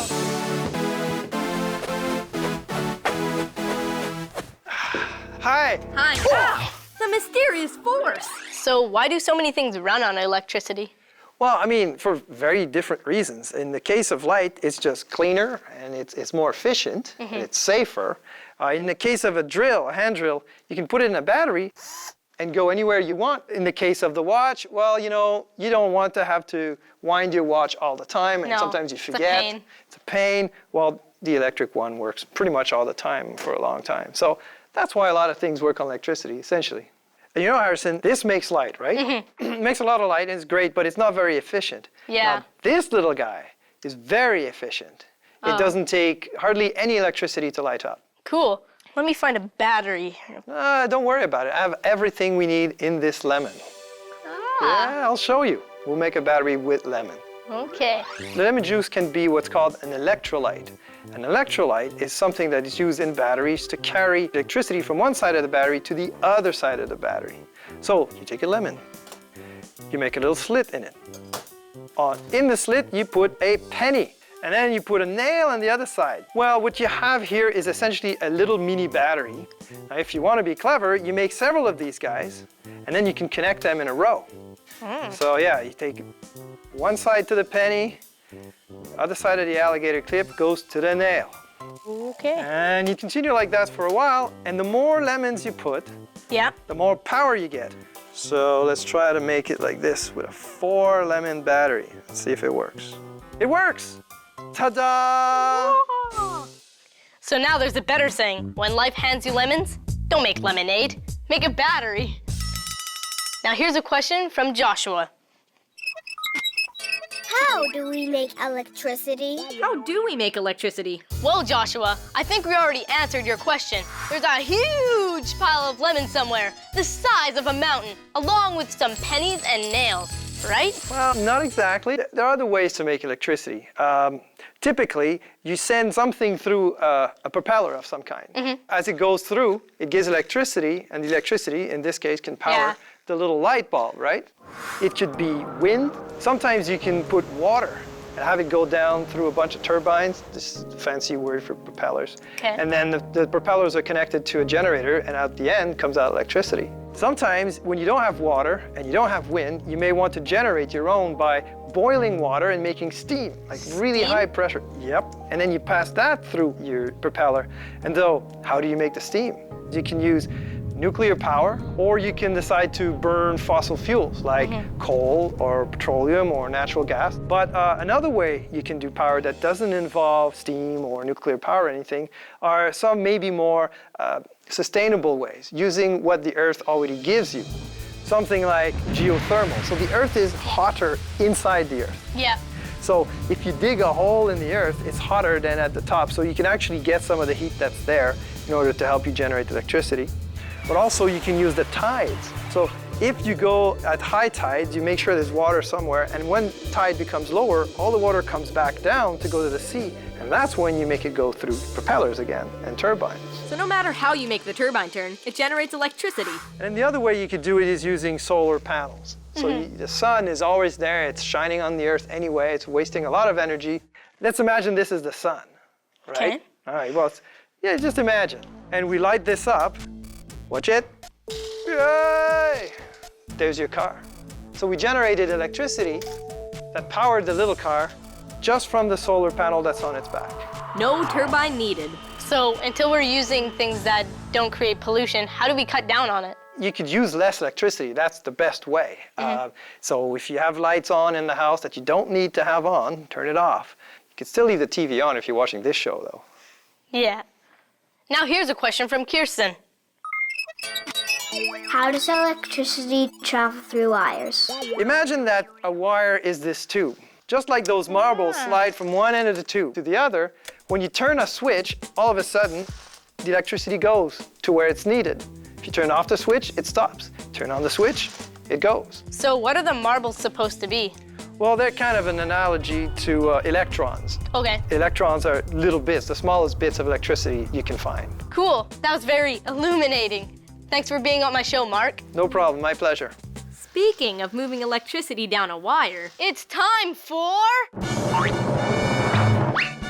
My Great Challenge! So Shoshana and Olivia, take your positions and get ready to compete. Woo!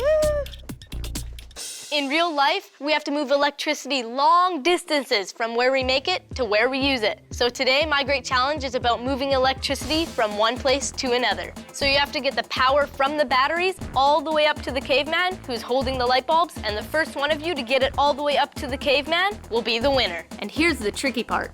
You have to use these wires and other stuff. But none of it is long enough to run from our batteries to our caveman's light. So you have to figure out what you can connect to the wires to carry current all the way between these streetlights and our cavemen. Here's a hint. Some of our materials are called conductors, meaning that electrons can flow through them.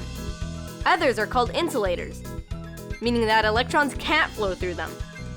When I touch these wires together, a buzzer will go off, and that's your signal to start. Are you ready? Yeah. Okay. Here, there's a worm on this one. Olivia starts with the toy worm. It's made out of rubber, so the light won't go on. Rubber does not conduct electricity. It's an insulator. Shoshana tries out the steel wool. Will it work? Yes, I got one. Yes! Metal is a great conductor of electricity. Electrons easily move through it. And now Olivia is doing the same. Shoshana is trying out the light stick. Uh-oh. It may light up inside, but the outside is plastic, another insulator. Olivia doesn't seem to be using anything plastic anymore. That metal wire works. Stay. Yep, that knitting needle is also metal. Shoshana's catching up. They're tied now. They're both down to their last light, and Olivia's putting the pedal to the metal with aluminum foil. Oh, the caveman's torch is lit up. We have a winner. Olivia, congratulations. Congratulations! Street smarts! So what would you do if there was no electricity? Well, I would probably scream and run and cry. I will use like a lemon and dime and penny to light the little light. I'd play the drums. Yeah, I like this guy. I just practiced my dancing. To be honest with you, I don't really care if there's electricity or not. I would just use a candle and just live my life. I do like Benjamin Franklin or Thomas Edison did, learn on how to do it, or I just use my dog to tug me to school on my scooter. I'll scream and die. No electricity? My show wouldn't exist. That means you guys wouldn't be able to see me. How come electric eels don't electrocute themselves? Yeah, that's weird. How come electric eels don't electrocute themselves? Now that is mysterious. I've never thought of that before. An animal that makes electricity, shocks other things, but doesn't shock itself with electricity that it makes inside of its own body? That's shocking! You're gonna make my head explode! To find out more about electric eels, I met up with Nicole Can at the aquarium. An eel? That's not creepy enough. It has to be an electric eel. So, how do these things work anyway? Do you have to plug them in? No, not at all. These electric eels can be found in the muddy waters of South America, and they generate electricity to stun their prey and to scare their predators, the things that want to eat them. Okay, let me get out of here. Ugh, why would you want to eat an electric eel anyway? And how do they make electricity? Well, on the back of their tail here, they actually have very specialized cells called electrocytes. And when they all fire at once, that's what creates the electric charge. Okay, so to answer Jamie's question, how come they don't electrocute themselves? The truth is, nobody knows. There's a couple of theories out there. Some people think that maybe they're immune to electricity, or maybe they just have all of their vital organs insulated from that charge. Are they the only animals that make electricity? No, don't tell me sharks make electricity too. They're already dangerous enough with their teeth. Okay, well, they don't actually make electricity, but they can detect it. They have special cells underneath their snouts, and all those cells do is they detect bioelectricity. So that's the electricity that any living thing makes, whether it's a fish or a person. Wait, did you just say a person? Yep. Dun, dun, dun! No, my head really is going to explode. If my head's going to explode, maybe I should go see Dr. Joe Macker. He's a neuroscientist. This is just one of Dr. Macker's friends. So I heard that sharks can detect electrical activity in humans, and I was wondering if it's really true that we can make electricity inside of our own bodies. Yes, that's absolutely true. And in fact, our brains can use as much electricity as a 60-watt light bulb. In fact, I can even show you that electrical activity in action in your brain right now. This is Harrison, our brain, and he's ready to be measured up. Hi. So Chantal's measuring your head and marking the spots where the wires that we're going to attach to your head are going to go. They need to be on exactly the right spots above the right part of your brain. People always want to pick my brain, but this is ridiculous. Are these gonna suck my brain out? No, but they will let us see the electrical activity of your brain. Okay. My mom always thinks I'm wired. Now I'm actually wired. That doesn't hurt, does it, Harrison? No, it's just really cold though. Oh, it helps you keep a cool head. This is what a bowl of spaghetti must feel like.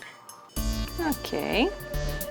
Great, so now Chantal is going to start the electroencephalogram, or EEG. So I'm ready. I'm going to ask you to close your eyes now. The first test is to check out what happens if I keep my eyes closed, and then open them. For the next part, I'm going to place this light, which will flash at you, and you'll need to close your eyes for this.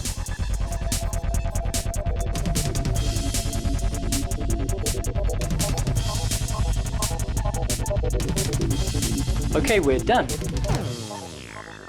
That was really weird. It was like the lights, and I kind of wanted to open my eyes while they were going, but I knew I wasn't supposed to, so I didn't. And it was just really weird.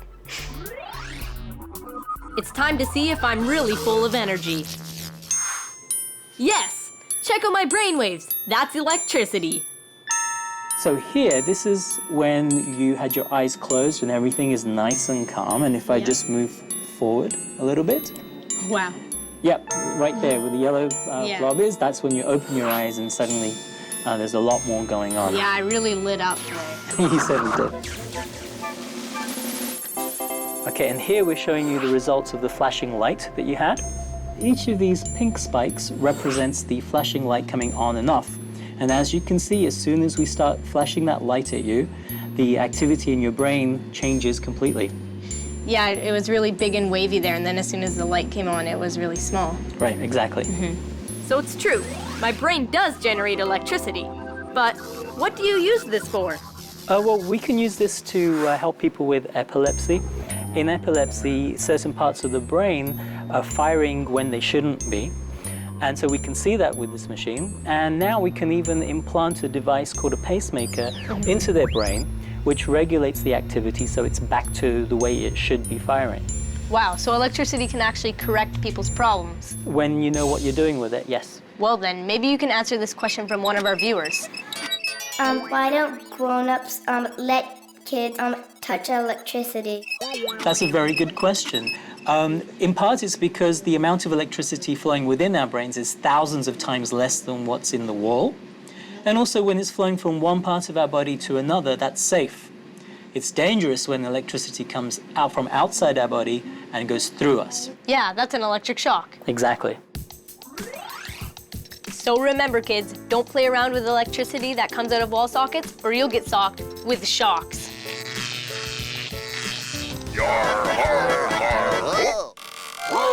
The Flat Earth Corner! In the 16th century, we've made huge medical advances. That's why we know that if you're suffering from certain ailments, like gout, there's a simple cure. Just stick your feet in a tub of electric eels. Whoa! What a wonderful treatment! The electric shocks hurt so much I can't even think about my gout!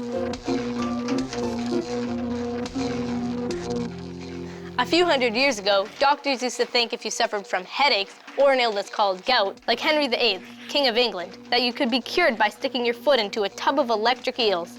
Nowadays, we know that electric eels can't cure anything, except maybe boredom. I guess that's why Dr. Macker didn't have any in his lab. But speaking of Dr. Macker in his lab, it's time for...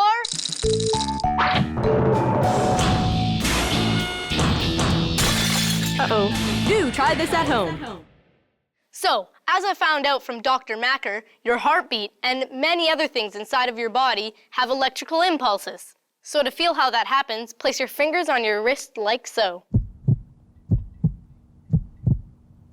Can you feel that pulse? That's your heart pumping blood all around your body, which is controlled by tiny electrical signals. And more signals to help you keep your balance, all because of electrical impulses.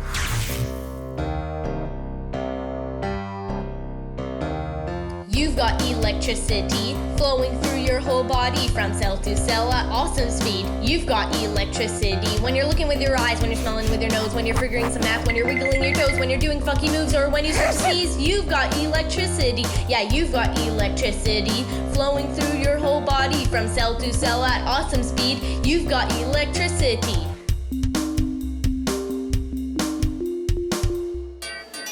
What's lightning? What an electrifying question.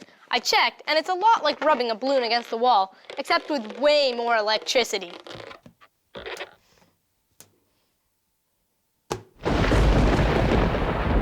During a storm, water droplets and clouds rub together, causing friction.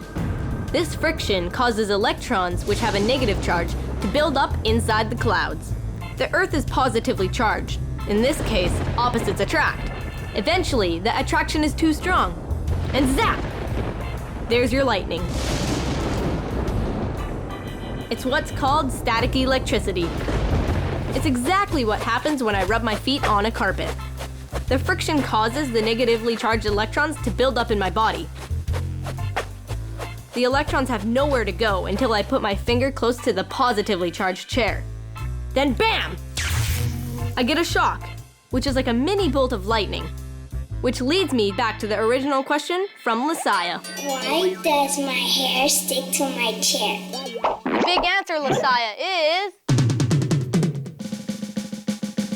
electrons! It's like a tiny version of lightning.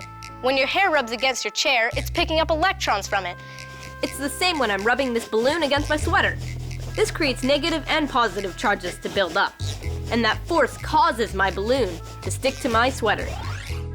Cool, my own electric eel balloon animal. I think he likes me. Let's get this party started. How about some pointy teeth?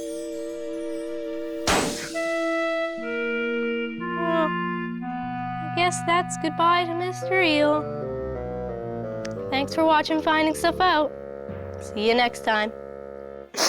So sad. Let the force be with you.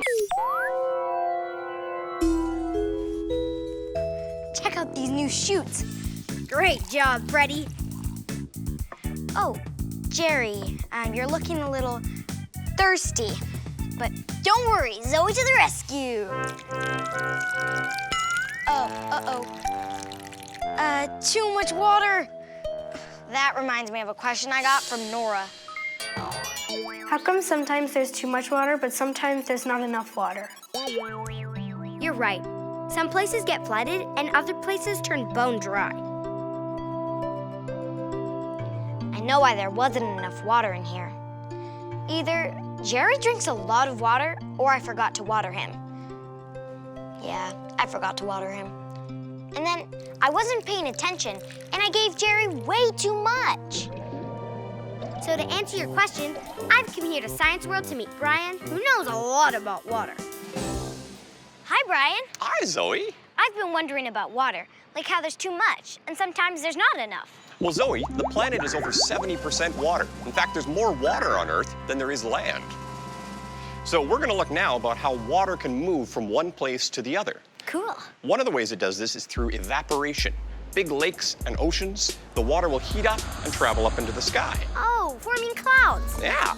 Safety first. Thank you. We're going to try the same thing using a little bit of rubbing alcohol. This evaporates very easily. Ready? 1. Pumping air increases the pressure and heats up the gas. We're going to release all that pressure when we pull out the nozzle. That makes the gas cool down fast and transforms it into tiny droplets of liquid, which form a cloud. Got it! We let the pressure go, temperature goes down, and we have a cloud in a bottle. Cool. Look at that. That is awesome. Same thing happens with real clouds in the air. When water warms up, it evaporates into a gas. When that vapor rises and reaches the sky, it cools down and turns into clouds, which are tiny droplets of water that always find their way back down to Earth. Speaking of that, Maddie has this question. How does a flood happen? Well, flood happens when you have too much water. That could be too much water that's built up behind a dam or a dike that's broken through, or it could be too much water coming down from the sky in a big storm. So Zoe, I've brought you a house and a beautiful lake here. Where would you like to place your house? Let's place by the lake, because I like the lake. It's true. A lot of people like to be close to the water. Of course, water also likes to flow down. I'm going to turn the water on. All right. All right, the water's starting to flow. We've got a gentle rainstorm up in the mountains starting to come down. Maybe a little bit of snow melting up there. Oh no. Oh no! My house! My new carpet! My new book collection! That is one soggy house there, Zoe. I guess we'll have to find a better place for my home. Sounds like a plan. One thing people can do to help protect houses from water is build dikes and water gates to redirect the water away from where you want it to go. Let's try and see if my house will go right here. So this time it's not moving at all. Of course, in big heavy rain, sometimes the dikes will overflow or even break. Oh no! My house! I hope you have insurance. Well, even with the dikes here, I don't feel like my house is completely safe. Oh, this is a great place for my house. Looks good, Zoe. Nice high ground, safe from a flood. So the higher you are, the safer you are from a flood. There's less water to flow through, that's for sure. I have a question about floods. How high could a flood get? Floods have been recorded as high as 6 meters. Am I there yet? Higher. Am I there yet? That's it, 6 meters! Oh no! Whoa, I made it. Nice job. I have a question. How do you get rid of a flood? That's a great question. As the climate's changing, a lot of people are thinking more about how they can prepare themselves for a flood. In fact, here at Science World, we're looking at the water levels around us and realizing they could go up as much as 1 to 2 meters. Well, then what do you do in a flood? The main thing is to stop the water from coming in and dry out the areas that have been affected. This could be using big blowers, heaters. One of the main things is make sure you get all of the moisture out of carpets, furniture, walls, because you don't want any mold starting to grow inside. Everything has to be completely dry. Well, thanks for the tips. I think it's time we tested them out. Yeah. My Great Challenge! Today's challengers are Ophelia and Nick on Team Turbulence. Team Turbulence! And Cecilia and Louie on Team Wildwater. Team Wildwater. When I say go, I'm going to release the marble floodwater, and your job is to swoop in and save the day by directing the flood away from your houses below. The team with the fewest marbles around their houses by the end of the challenge wins. Are you guys ready? Yes! Okay. And go! Oh. No, no, no, no, no. No, no, no, I swear. Come on. I'm not going here. Challengers have 2 ways to stop the flood. Using their sandbags, they can divert the rush of the water marbles onto the other team's side or into the drain holes on the edges of the river. No, no, no. Come on. I'm not going here. Oh. Trying to push the marbles upstream is useless. They're only going to go back down. Water is really hard to stop. Come on! No, no, no, no, no. That's it. No more water. Judging by the number of marbles around the houses, it's clear that Team Turbulence won. Yay, Team Turbulence! Good job, guys. You fought the flood like superheroes.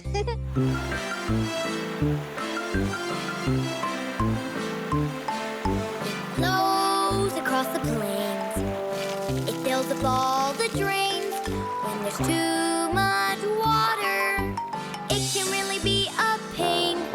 When cold, it turns to ice, and we slide around like dice. There's snow that's fun to play in, but ice storms are less than nice. Oh, yeah! Next question. Why are there ice storms? Well, Leah, I checked, and this is what I found out.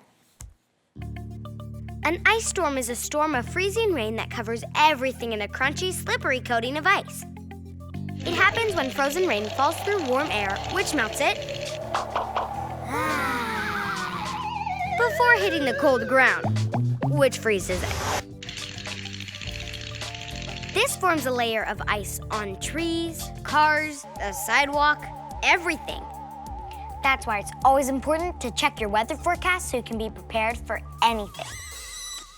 But what if you can't look up the forecast?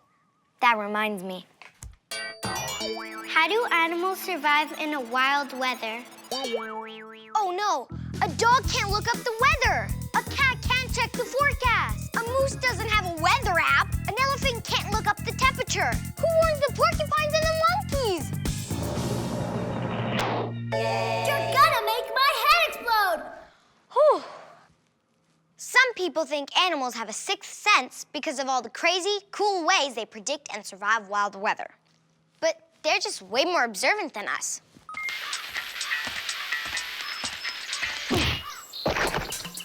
Animals tune into the world while we humans have trouble paying attention. Bees sense changes in the air pressure that often lead to rain, so they know exactly when to head inside. Sharks notice big temperature changes in the ocean, meaning the storm's coming, and swim to safety. Most land animals go somewhere high and safe in a water disaster, like this clever dog who survived a flood by swimming up to the roof. Before a tsunami, elephants sense movements in the earth and run to higher ground, trumpeting and warning each other. I wish I had a built-in trumpet to warn people of tsunamis. Veronica has a question about tsunamis. How do tsunamis start?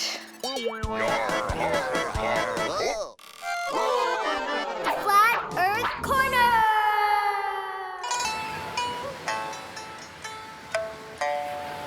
Konnichiwa, people. Did you know the word tsunami is Japanese? It's from Tsu, meaning harbor, and Nami, meaning wave. Here in 7th century of Japan, we believe Namazu, a giant catfish, lashed its tail, making a giant wave.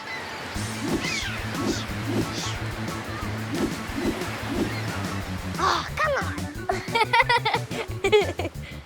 We know now, rather than a giant fish, tsunamis are caused by natural events, like landslides, volcanoes, glaciers breaking, and earthquakes. Whoa! Whoa! Whoa! I found out that when the earth moves, water moves to fill the gaps. In a powerful earthquake, the earth under the ocean can be lifted or dropped, which causes gaps. The water above it rises and makes giant waves across the ocean. As the water moves closer to shore, waves get bigger. A tsunami can move as fast as 1,000 kilometers an hour. That's faster than a jet plane. The experiment! My friends made a tsunami simulation. Hi, guys. Hey, Zoe. Hey, Zoe. So how do you make your tsunami? First, we use newspaper, dirt, and sand to build our beach. Then we add some houses and trees to make it more realistic.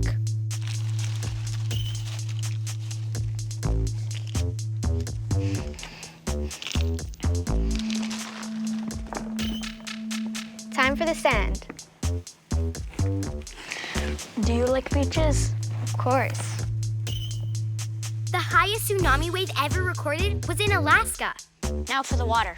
I can't wait. It was 524 meters, about as high as the CN Tower. Now it's time for the big wave. 3, 2, 1. Millions of trees were uprooted and swept away. The powerful wave washes up on shore, and as it flows back out, it pulls just about everything along with it. Yikes. Thanks, guys. Bye, Zoe. Bye, Zoe. What a crazy place the ocean is, and I'm not the only one who thinks so. Are there volcanoes underwater? Well, Emily, I found out that deep beneath the waves, there are about 1 million volcanoes. That's more volcanoes underwater than above. Here's how to make your own. First, we start with cold water, representing the ocean, then a bowl of hot water, representing the lava-filled volcano. So, we have this little cup, and we're gonna fill it with warm water. Next, we put some red food coloring to make it more lava-y. Stir it up. Then, we put the tin foil on, and you wanna make it as tight as you can. Next, we poke a hole, representing the opening of the volcano.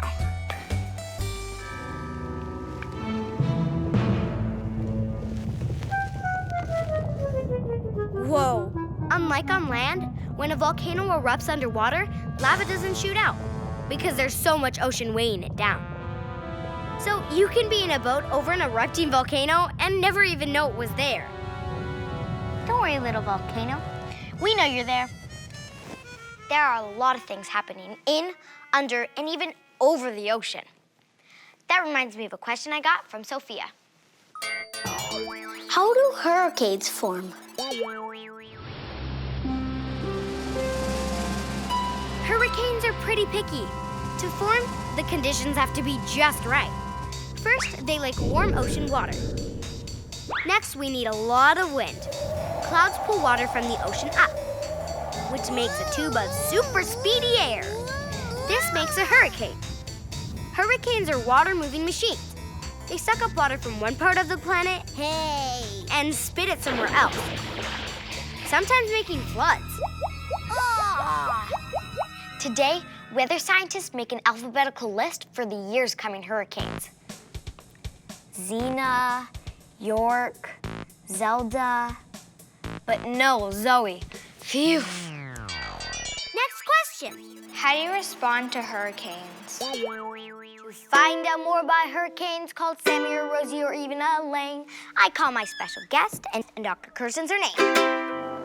Hi, Zoe. Hi, Dr. Kirsten. I asked you to come over to be on my show, not move in. Well, I came prepared for a hurricane. There's gonna be a hurricane? No, the forecast is clear, but it's good to be prepared. So Amelia wants to know how to respond to hurricanes. That's kind of your job, right? That is my job. In fact, my job is not only to respond to hurricanes, but to respond to natural disasters or humanitarian emergencies all over the world. Wow. I have some pictures of the places I've been. There's one from Haiti, the Philippines. Both countries were affected by earthquakes and hurricanes. That's crazy. Sudan, which is affected by drought. So it must be hard working in natural disasters. You know what? It is tough because you don't have the luxuries that you have in your own home. So you have to bring everything for yourself. So it's kind of like camping in a way. We bring our own sleeping mats and, of course, our own sleeping blankets or sleeping bags. In some of these countries that are affected by hurricanes and a lot of water, there are mosquito breeding grounds, which can cause disease. So it's important to bring our own mosquito nets. That keeps us safe from getting mosquito-borne illness at night. Something else that we bring is our own food, because in a lot of these places, people don't have enough. So this is called a ready-to-eat meal. It's one prepackaged, dehydrated meal. All you need to do is reheat or add water, and you're ready to go. You even bring toilet paper? Yes, we do. Often in these places, the toilets have been destroyed or they don't work. And so we bring our own toilet paper, but we also bring this system called a pee-poo bag. So these bags are biodegradable and they can be used for human excrement, feces, or urine. And you put your paper inside, wrap it up, and you put it into a pile, and that it can be used for fertilizer for future agricultural initiatives. That's weird. Practical, doesn't leave any waste behind. We also need to bring our own ways to make water clean. In these places where there's a lot of water, like in a hurricane, all the water gets mixed together, so often it's not safe to drink. Yeah. And so what we often do is bring these kinds of devices where we can actually put a filter into dirty water. Wow. And it filters out all of the bad stuff, and you can pump your own water that's safe to drink, just like that. Wow. This is a lot of stuff you bring to a disaster. I'm gonna ask my friends what they would bring. Ask a friend. Hey guys, what else would you bring if you already had the essentials? I would gather all my construction blocks, bring them with me, and then grab my tablet. My piggy bank and my stuffed animals. Because you can't bring your bed. A hockey stick and a hockey puck. I would bring my favorite doll because I can't sleep without it. My teddy bear. It would be a hard choice to decide between my stuffed monkey and my parents. Because I love my stuffed monkey and I love my parents. Yeah, and I would bring a swimming suit to swim. It seems like there's been a lot more water disasters lately. You're right, and that's largely due to climate change. And, you know, sometimes not having water can be just as much of a disaster as having too much water. Here's a picture of Lake Chad, which is in North Africa, and it's only 10% of its original size. So you can see how this area that used to be all filled with water is now shrunken down to a fraction of what it originally was. Dr. Kirsten told me that with climate change, there's been less rain and more drought. Also, there are a lot more people living around Lake Chad, so more people use up the water resources. Same thing is happening in the Aral Sea.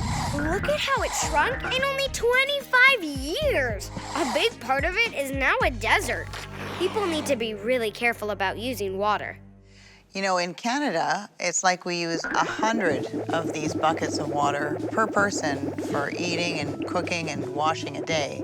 But in some of the places I've visited, people only get 3 of these buckets a day. So you can imagine how much difference that is and how much more water we use. Well, thanks for helping me find stuff out. Oh, you're welcome, Zoe. Not bad, Jerry. Oh, you really bounced back from the flood. Still looking good, Freddie. I think I'm ready to answer the question that inspired today's show.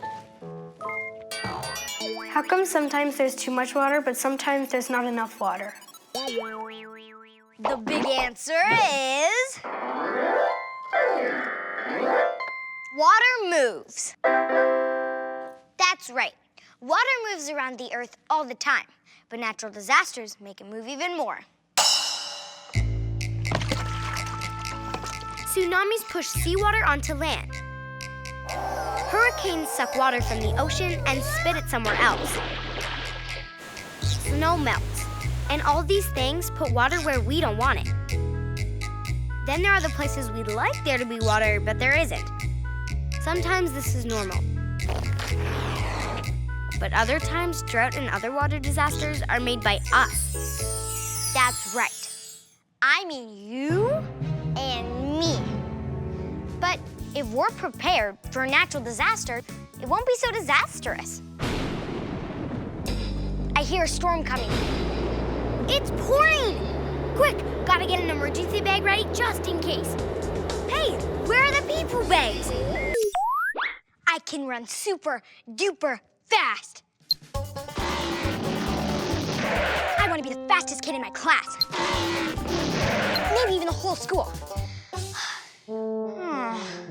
But I'm still not fast enough. That reminds me of a question I got from Faith. How do you make things go faster? That sounds easy, but some things just don't move very fast. Like, if I throw a piece of paper with all my might, it still won't move very fast. I don't know the answer yet, but I promise to find out by the end of the show how to make things move faster. But first, here's a real quick question from Ella. What's the fastest thing in the world? Good question. The fastest land animal is a cheetah. It can reach speeds of 120 kilometers per hour. That's faster than the speed limit on a highway. The fastest vehicle on land is a rocket sled at 10,325 kilometers per hour. That's 31 football fields per second. It's used by the U.S. Air Force to test equipment. What? The Juno spacecraft can go 265,000 kilometers per hour as it whizzes through space. 265,000 kilometers per hour? It's like going around the world in 10 minutes. Or going to the moon in an hour and a half. It's 80 times faster than a bullet. You're gonna make my head explode. But how do things get to move so fast? To speed things up, please welcome Canadian Space Agency engineer, Kumi Jinadasa. Hi, Zoe. Whoa, that was fast. I love going fast. Follow me. It looks like you love going fast as much as I do. Actually, I really do. When I was a kid, I was really interested in how fast things move and why they move so fast. With my job at the Canadian Space Agency, knowing how motion works really comes into play in every single piece of equipment that we deal with. Whether it be an astronaut doing a spacewalk, blasting a rocket off into outer space, or how a rover moves on different planets. What's the difference between going fast on Earth than in space? To move fast in space, it's actually a little bit easier because on Earth we have 2 different forces. The first is gravity. Oh yeah, when I jump up, I fall down. Exactly. The second force is friction. What would happen if you stuck your hand out of a car window that's moving?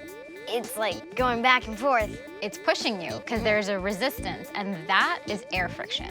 Oh, kind of like when I throw this piece of paper, the air slows it down. The air does slow it down, and it falls to the ground because of gravity. But in space, that piece of paper would continue moving for a very, very long time because there's no air. What if I wanted to make things move faster here on Earth?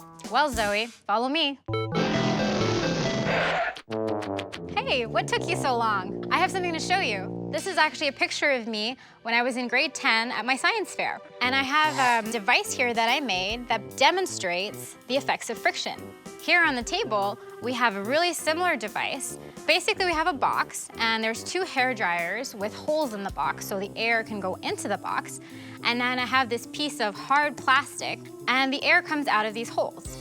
I want you to observe how this cup moves on the smooth surface. Okay. It stops. Yeah. Let's observe what happens to the cup if we turn the air on. Okay.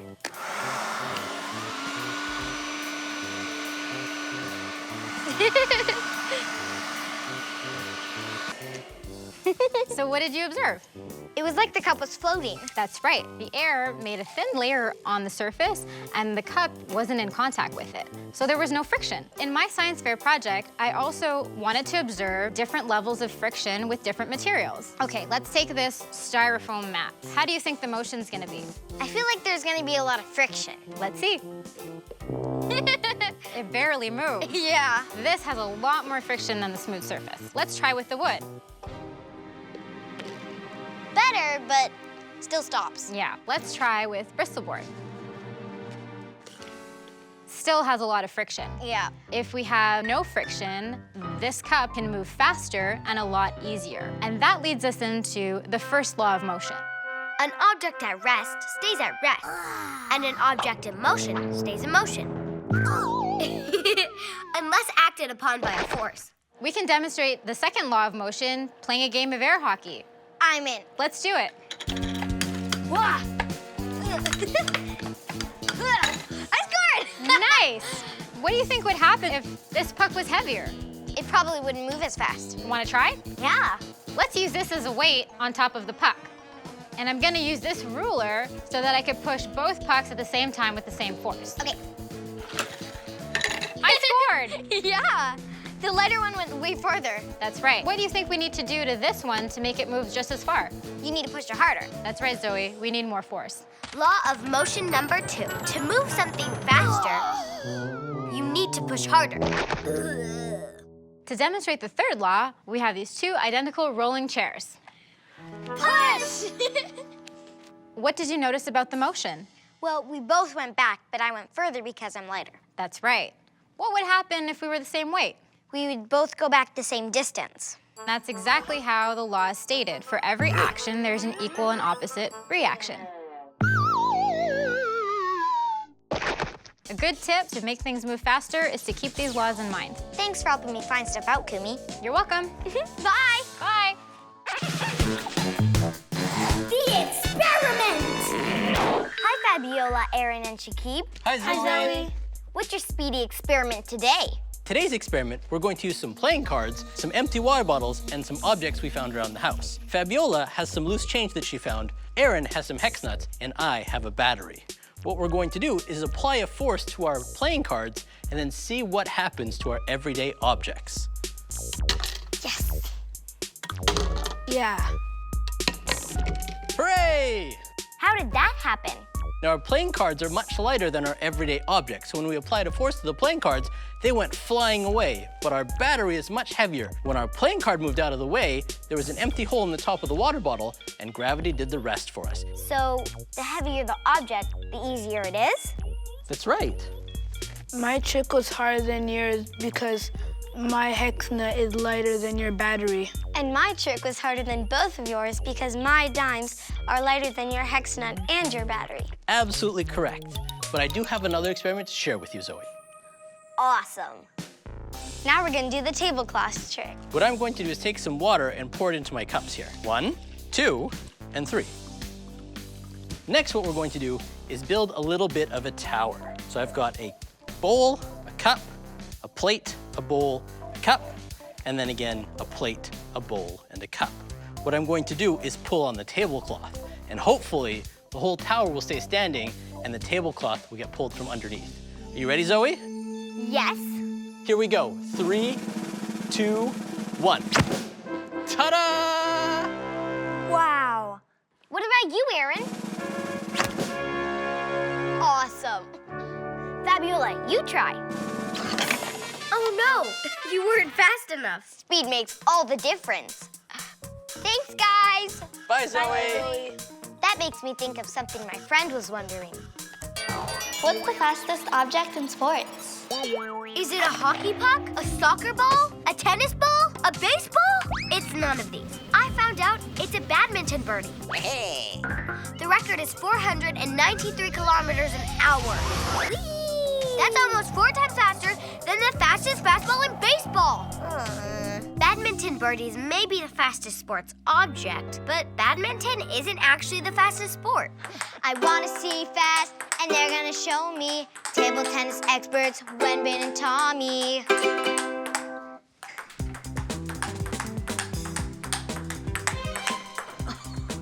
Hi, Wenbin. Hello. Hi, Tommy. Hi. You guys move crazy fast. Thanks, Zoe.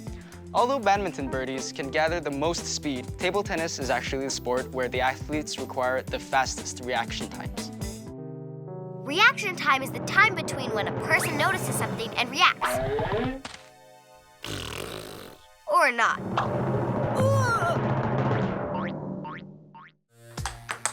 Because of the ball speed versus the table length, table tennis players need to react really fast. And sometimes when the ball comes too fast, you actually have to react before your opponent hits the ball in order to react to your opponent's ball. What? Before he hits the ball? In order to do that, you need to look at your opponent's positioning, his body language, how his shoulders are placed, and how he prepares for the ball. Wow, you hit that ball really hard, and it still hit the table.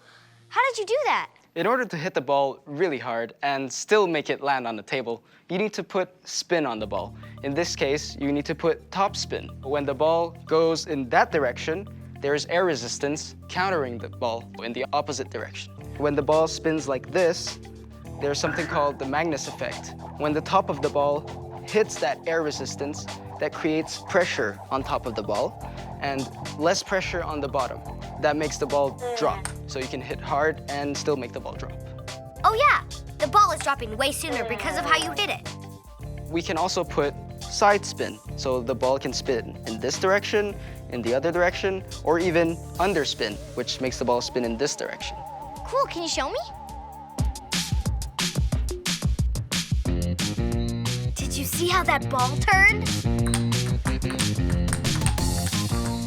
Wow, they're really fast. I wonder how fast my friends' reaction times are. It's time for...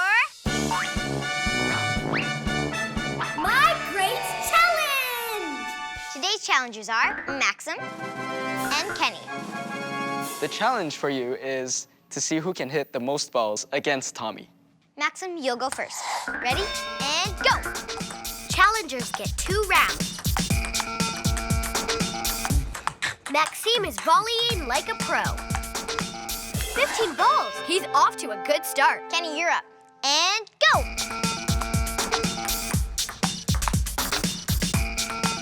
Wow, Kenny's going really fast. He'll beat Maxime's score if he keeps us up. Oh no, 14 balls. 1 more would have tied it up. Okay, Maxim, you're up again. And go! Maxime is ahead by 1. Can he hold on to his lead? Both challengers are giving Tommy a run for his money. 13, 14, 15. He's doing better in round 2. Oh no, 18, and he's done. Okay, Kenny, and go. Kenny needs to keep that ball alive if he wants to catch up.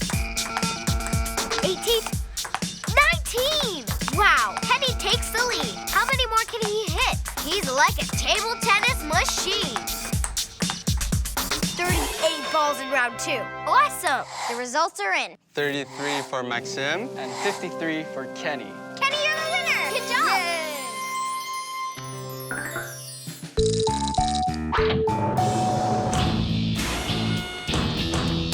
Uh-oh, do try this at home. How about checking out your own reaction time? My friends have a simple way to do that. Hi, Kenya and William. Hi, Zoe. Show us your trick. It's called the ruler drop. When you catch it, look at the number on the ruler. 10. The lower the number, the faster your reaction time. 17. 8. 29. And And who's got the fastest reaction time? Me. Thanks, guys. Bye, Zoe. Next question. It's from Laura. Is it possible to fall out of the roller coaster if it's too fast? Great question, Laura. I asked my friend Shakib to answer that. Take it away. I love roller coasters and loop-de-loops, but how do those cars stick to the rails? We're going to use a large yellow bucket, thank you, Zoe, and then a pail of ping pong balls. As I spin it around, I'm changing the acceleration and creating something called centripetal force. That centripetal force sticks my ping pong balls to my big yellow bucket. Would you like to give it a try, Zoe? Sure. Go ahead. Wow, that's great. Now, as Zoe spins that bucket faster and faster, there's more force created and the balls don't rattle around anymore. But if Zoe slows down any... Oh no! We made a big mess. So, going faster on a roller coaster keeps you safer? Absolutely. The faster you go, the safer you are. I really do love super fast roller coasters. Thanks, Shakib. You're welcome. I asked my friends why they like it. Ask a friend. It feels like you're going so fast that you can't feel yourself. It's like I'm lifting off the seat. It feels like I'm skydiving. I like the wind in my face. It like tickles your stomach. Kind of feel like I'm free. It feels good. The best thing ever. I love being scared and I get scared a lot. The speed makes it fun. That kind of speed would have scared people not so long ago. Flat Earth Corner! Taphophobia is a fear of speed and going fast. And let me tell you, I've got it bad. I'm zipping along on this new invention called a bicycle. Crazy! They say if I go too fast, I'll get bicycle face, like this. Uh-oh, now I'm on a train, moving even faster. Our bodies weren't made to travel at incredible speeds of 50 kilometers per hour.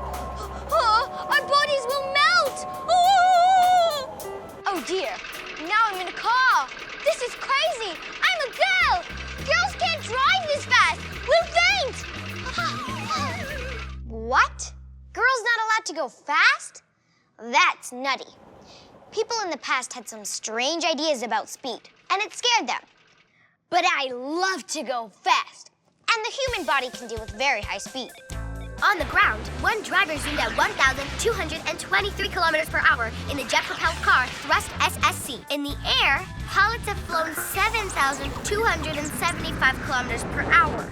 In space, astronauts have flown 40,000 kilometers an hour. So people in the past had nothing to worry about. But all this speed talk makes me want to move faster and faster. I love to run fast. I love to move quick. I love to zoom and zip. My moves are so slick when I hit the track. I don't look back because I love to run fast. Woohoo! Yippee! I love to make tracks. I love to vamoose. I am booking and I'm cooking and I'm jetting loose when I hit the track. I don't look back because I love to run fast. Woohoo! Yippee! Woohoo! Yippee! Look at me go. I've never run so fast. Wow. I can't believe I was racing with champion sprinters Tatiana Aholu and Deandra Green. Tatiana and Deandra are amazing athletes.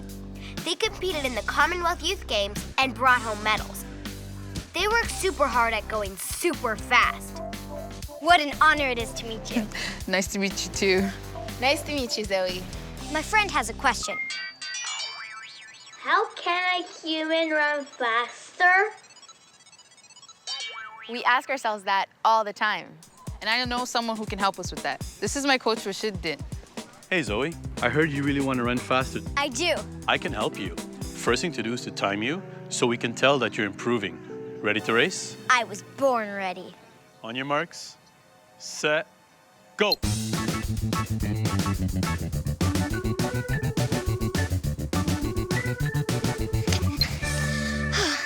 Great job. Thanks. All right, so let's see if we can improve this. But most importantly, we're gonna change your clothing. Okay. Check me out. I look so fast. Those form-fitting clothes will decrease wind resistance. That's the friction from the air that was slowing you down before. Oh, I get it. My slick new clothes decrease friction, just like the plexiglass in Kumi's air table. What about my shoes? My friend Adriana was wondering... Why do shoes make you run faster? The right shoes can make you run faster, but not those. Try these. These shoes help you stick to the track, and it allows you to push off the track without slipping. Wait a minute, that's friction. My slick clothes decrease friction and wind resistance, but my shoes actually increase friction with the ground, pushing me forward. That is correct. Okay, I'm all suited up. What's next? First thing is your body posture. Stand up straight, hips in front, arms 90 degrees bent. Pull one arm back, while the other one comes right in front of you. What's important that this hand that's in front is to your mouth level. Remember, keep your arms close to your body. Stay tall at all times. And your knees. Very important to raise your knee up high and pull your toes up. Then down. Push back and then forward. Push back. Good. Are you ready to race? I sure am.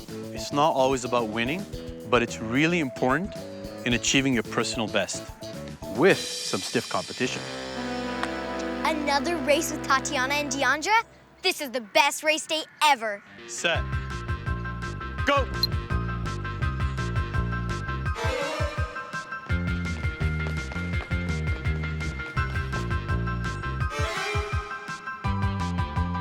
Good job, Zoe. Thanks. Good job, Zoe. Guys, really well done. Zoe, you ran 1.6 seconds faster. A new personal best. Woohoo! Thanks.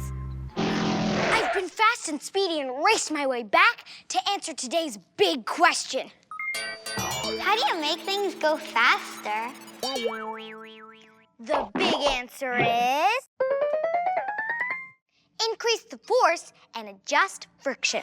In Kumi's experiment, we saw that less friction made the cup move faster. On the racetrack, less friction for my clothes, but more friction for my shoes, helps me go faster. Also, increasing the force on something makes it go faster. And if you have a quick reaction time, you're on your way to a fast victory. Oh yeah, new personal best. I'm out of here. See you next time for more